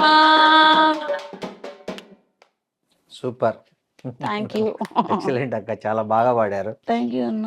మీకు చివరగా ఏమన్నా చెప్పేది ఉందా మీరు? మెసేజ్ అంటే కళాకారులకు కానీ ఉమెన్కి కానీ ఏదైనా ఒక మెసేజ్ ఇవ్వాలనుకుంటున్నారా? ఒకటే మీ అందరినీ కోరుకుంటున్నా, మనుషులు మానవత్వం ప్రేమ వాటికి దూరమై పిల్లల్ని పెంచొద్దు. ఉమ్మడి కుటుంబాలతో పిల్లల్ని ఉంచడానికి మ్యాక్సిమం ప్రయత్నం చేయండి. ఉమ్మడి కుటుంబంలో ఉండలేము, మన ఆర్థిక పరిస్థితులు ఇబ్బందులు ఉన్నాయి, భరించలేము అనుకున్నప్పుడు కనీసం నాయనమ్మ తాతతోటి అమ్మమ్మ తాతతోని పిల్లల్ని ఉంచడానికి ప్రయత్నం చేయండి. ముందు నుంచే ఆడపిల్ల అవసరాలని కొడుకు కూడా నేర్పించి పెంచండి. ఆడపిల్ల బాధ, అక్క బాధ, చెల్లె బాధ అర్థమైనప్పుడు రేపు సమాజంలో వాడు చీడ పురుగు కాకుండా ఆడపిల్ల అవసరాలేంది, ఆడపిల్లకు నెలకేం అవసరం వస్తుంది, ఆడపిల్లకి ఎప్పుడు పెయిన్ వస్తుంది, ఎప్పుడు ఇబ్బందులు ఉంటుందని ఒక అబ్బాయిగా వాడు జాగ్రత్తగా ఉండి అమ్మని, అక్కని, చెల్లెని ప్రేమించిన వాడు భార్యను కూడా ప్రేమించగలుగుతాడు. అట్లా పెంచాలి. సమాజంలో కూడా దయచేసి పక్క వాళ్ళకి ఏమైతే మాకిందని ఎవ్వరూ ఉండకండి. ఆ సమస్య మన వరకు తప్పకుండా వస్తుంది, ఖచ్చితంగా వస్తుంది. ఎప్పుడైనా సరే మనకేమీ లేదు, మనకి ఏ సమస్య లేదని అనుకోవద్దు. మీకు చేతనైన కాడికి పెద్ద పోరాటాలు చేసి పిడికిల్లి బిగించి ఇంకోటి చేయాల్సిన అవసరం లేదు. మన పక్క వాళ్ళకి ఏదైనా ఆపద ఉంటే వాళ్ళని ఆదుకోవడం, వాళ్ళ పక్కన ఆసరాగా ఉండడం. ఆడపిల్లలైనా మగపిల్లలు ఎవరైనా కుటుంబాలు ప్రేమగా పెంచమని, మనుషులు మానవత్వ విలువలతో పెంచమని, మతాల సంఘర్షణలు కాకుండా, కులాల కొట్లాటలు కాకుండా మనుషులుగా జీవిద్దాం. ఫస్ట్ మనం మనుషులం. నీకు నచ్చిన మతం, నచ్చిన దాన్ని చేయండి. కులంతో ఎవరం పుట్టలేదు. మనం పుట్టిన తర్వాత కులాలు ఏర్పడ్డాయి, చేసుకున్న వృత్తులను బట్టి కులాలు ఏర్పడ్డాయి తప్ప కులాలతో ఎవరం పుట్టలేదు. కుల అణిచివేత పోవాలని కోరుకుంటున్నా. నేను ఈ కుల రహిత సమాజం కావాలని కోరుకుంటున్నా. నాకు ఏ కులం లేదు, నేను ఏ కులానికి ప్రతినిధి గాను. దయచేసి నాకు ఏ కులాలు అంటగట్టొద్దు, నాకు ఏ కులం లేదు. నేను మానవ కులం, నేను మనిషిని. థ్యాంక్స్ అక్క, చాలా విలువైన సందేశం ఇచ్చారు. Thank you very much. Thank you అన్న. And for more videos, Please subscribe to iDream. Please subscribe to iDream. Please subscribe iDream. And please subscribe to iDream. For more videos, subscribe to iDream. please like, share and subscribe to the channel. Congratulations, iDream. Subscribe to iDream. Subscribe to iDream. So subscribe to iDream Media. iDream team అందరికి huge congratulations. Please subscribe iDream Media. Please subscribe to iDream. Subscribe iDream. Please subscribe to iDream. iDream అంటే నా కళల ఛానల్ను subscribe చేసుకున్న నోరు తిరుగుతలేదు. మీరైతే గంట గుర్తు కొట్టండి. For more such videos, please subscribe to iDream. Subscribe to iDream. Please subscribe to iDream. Please subscribe iDream Media. Please do subscribe to iDream. Please subscribe to iDream Media. For best entertainment and information, please subscribe iDream. And don't forget to subscribe to iDream.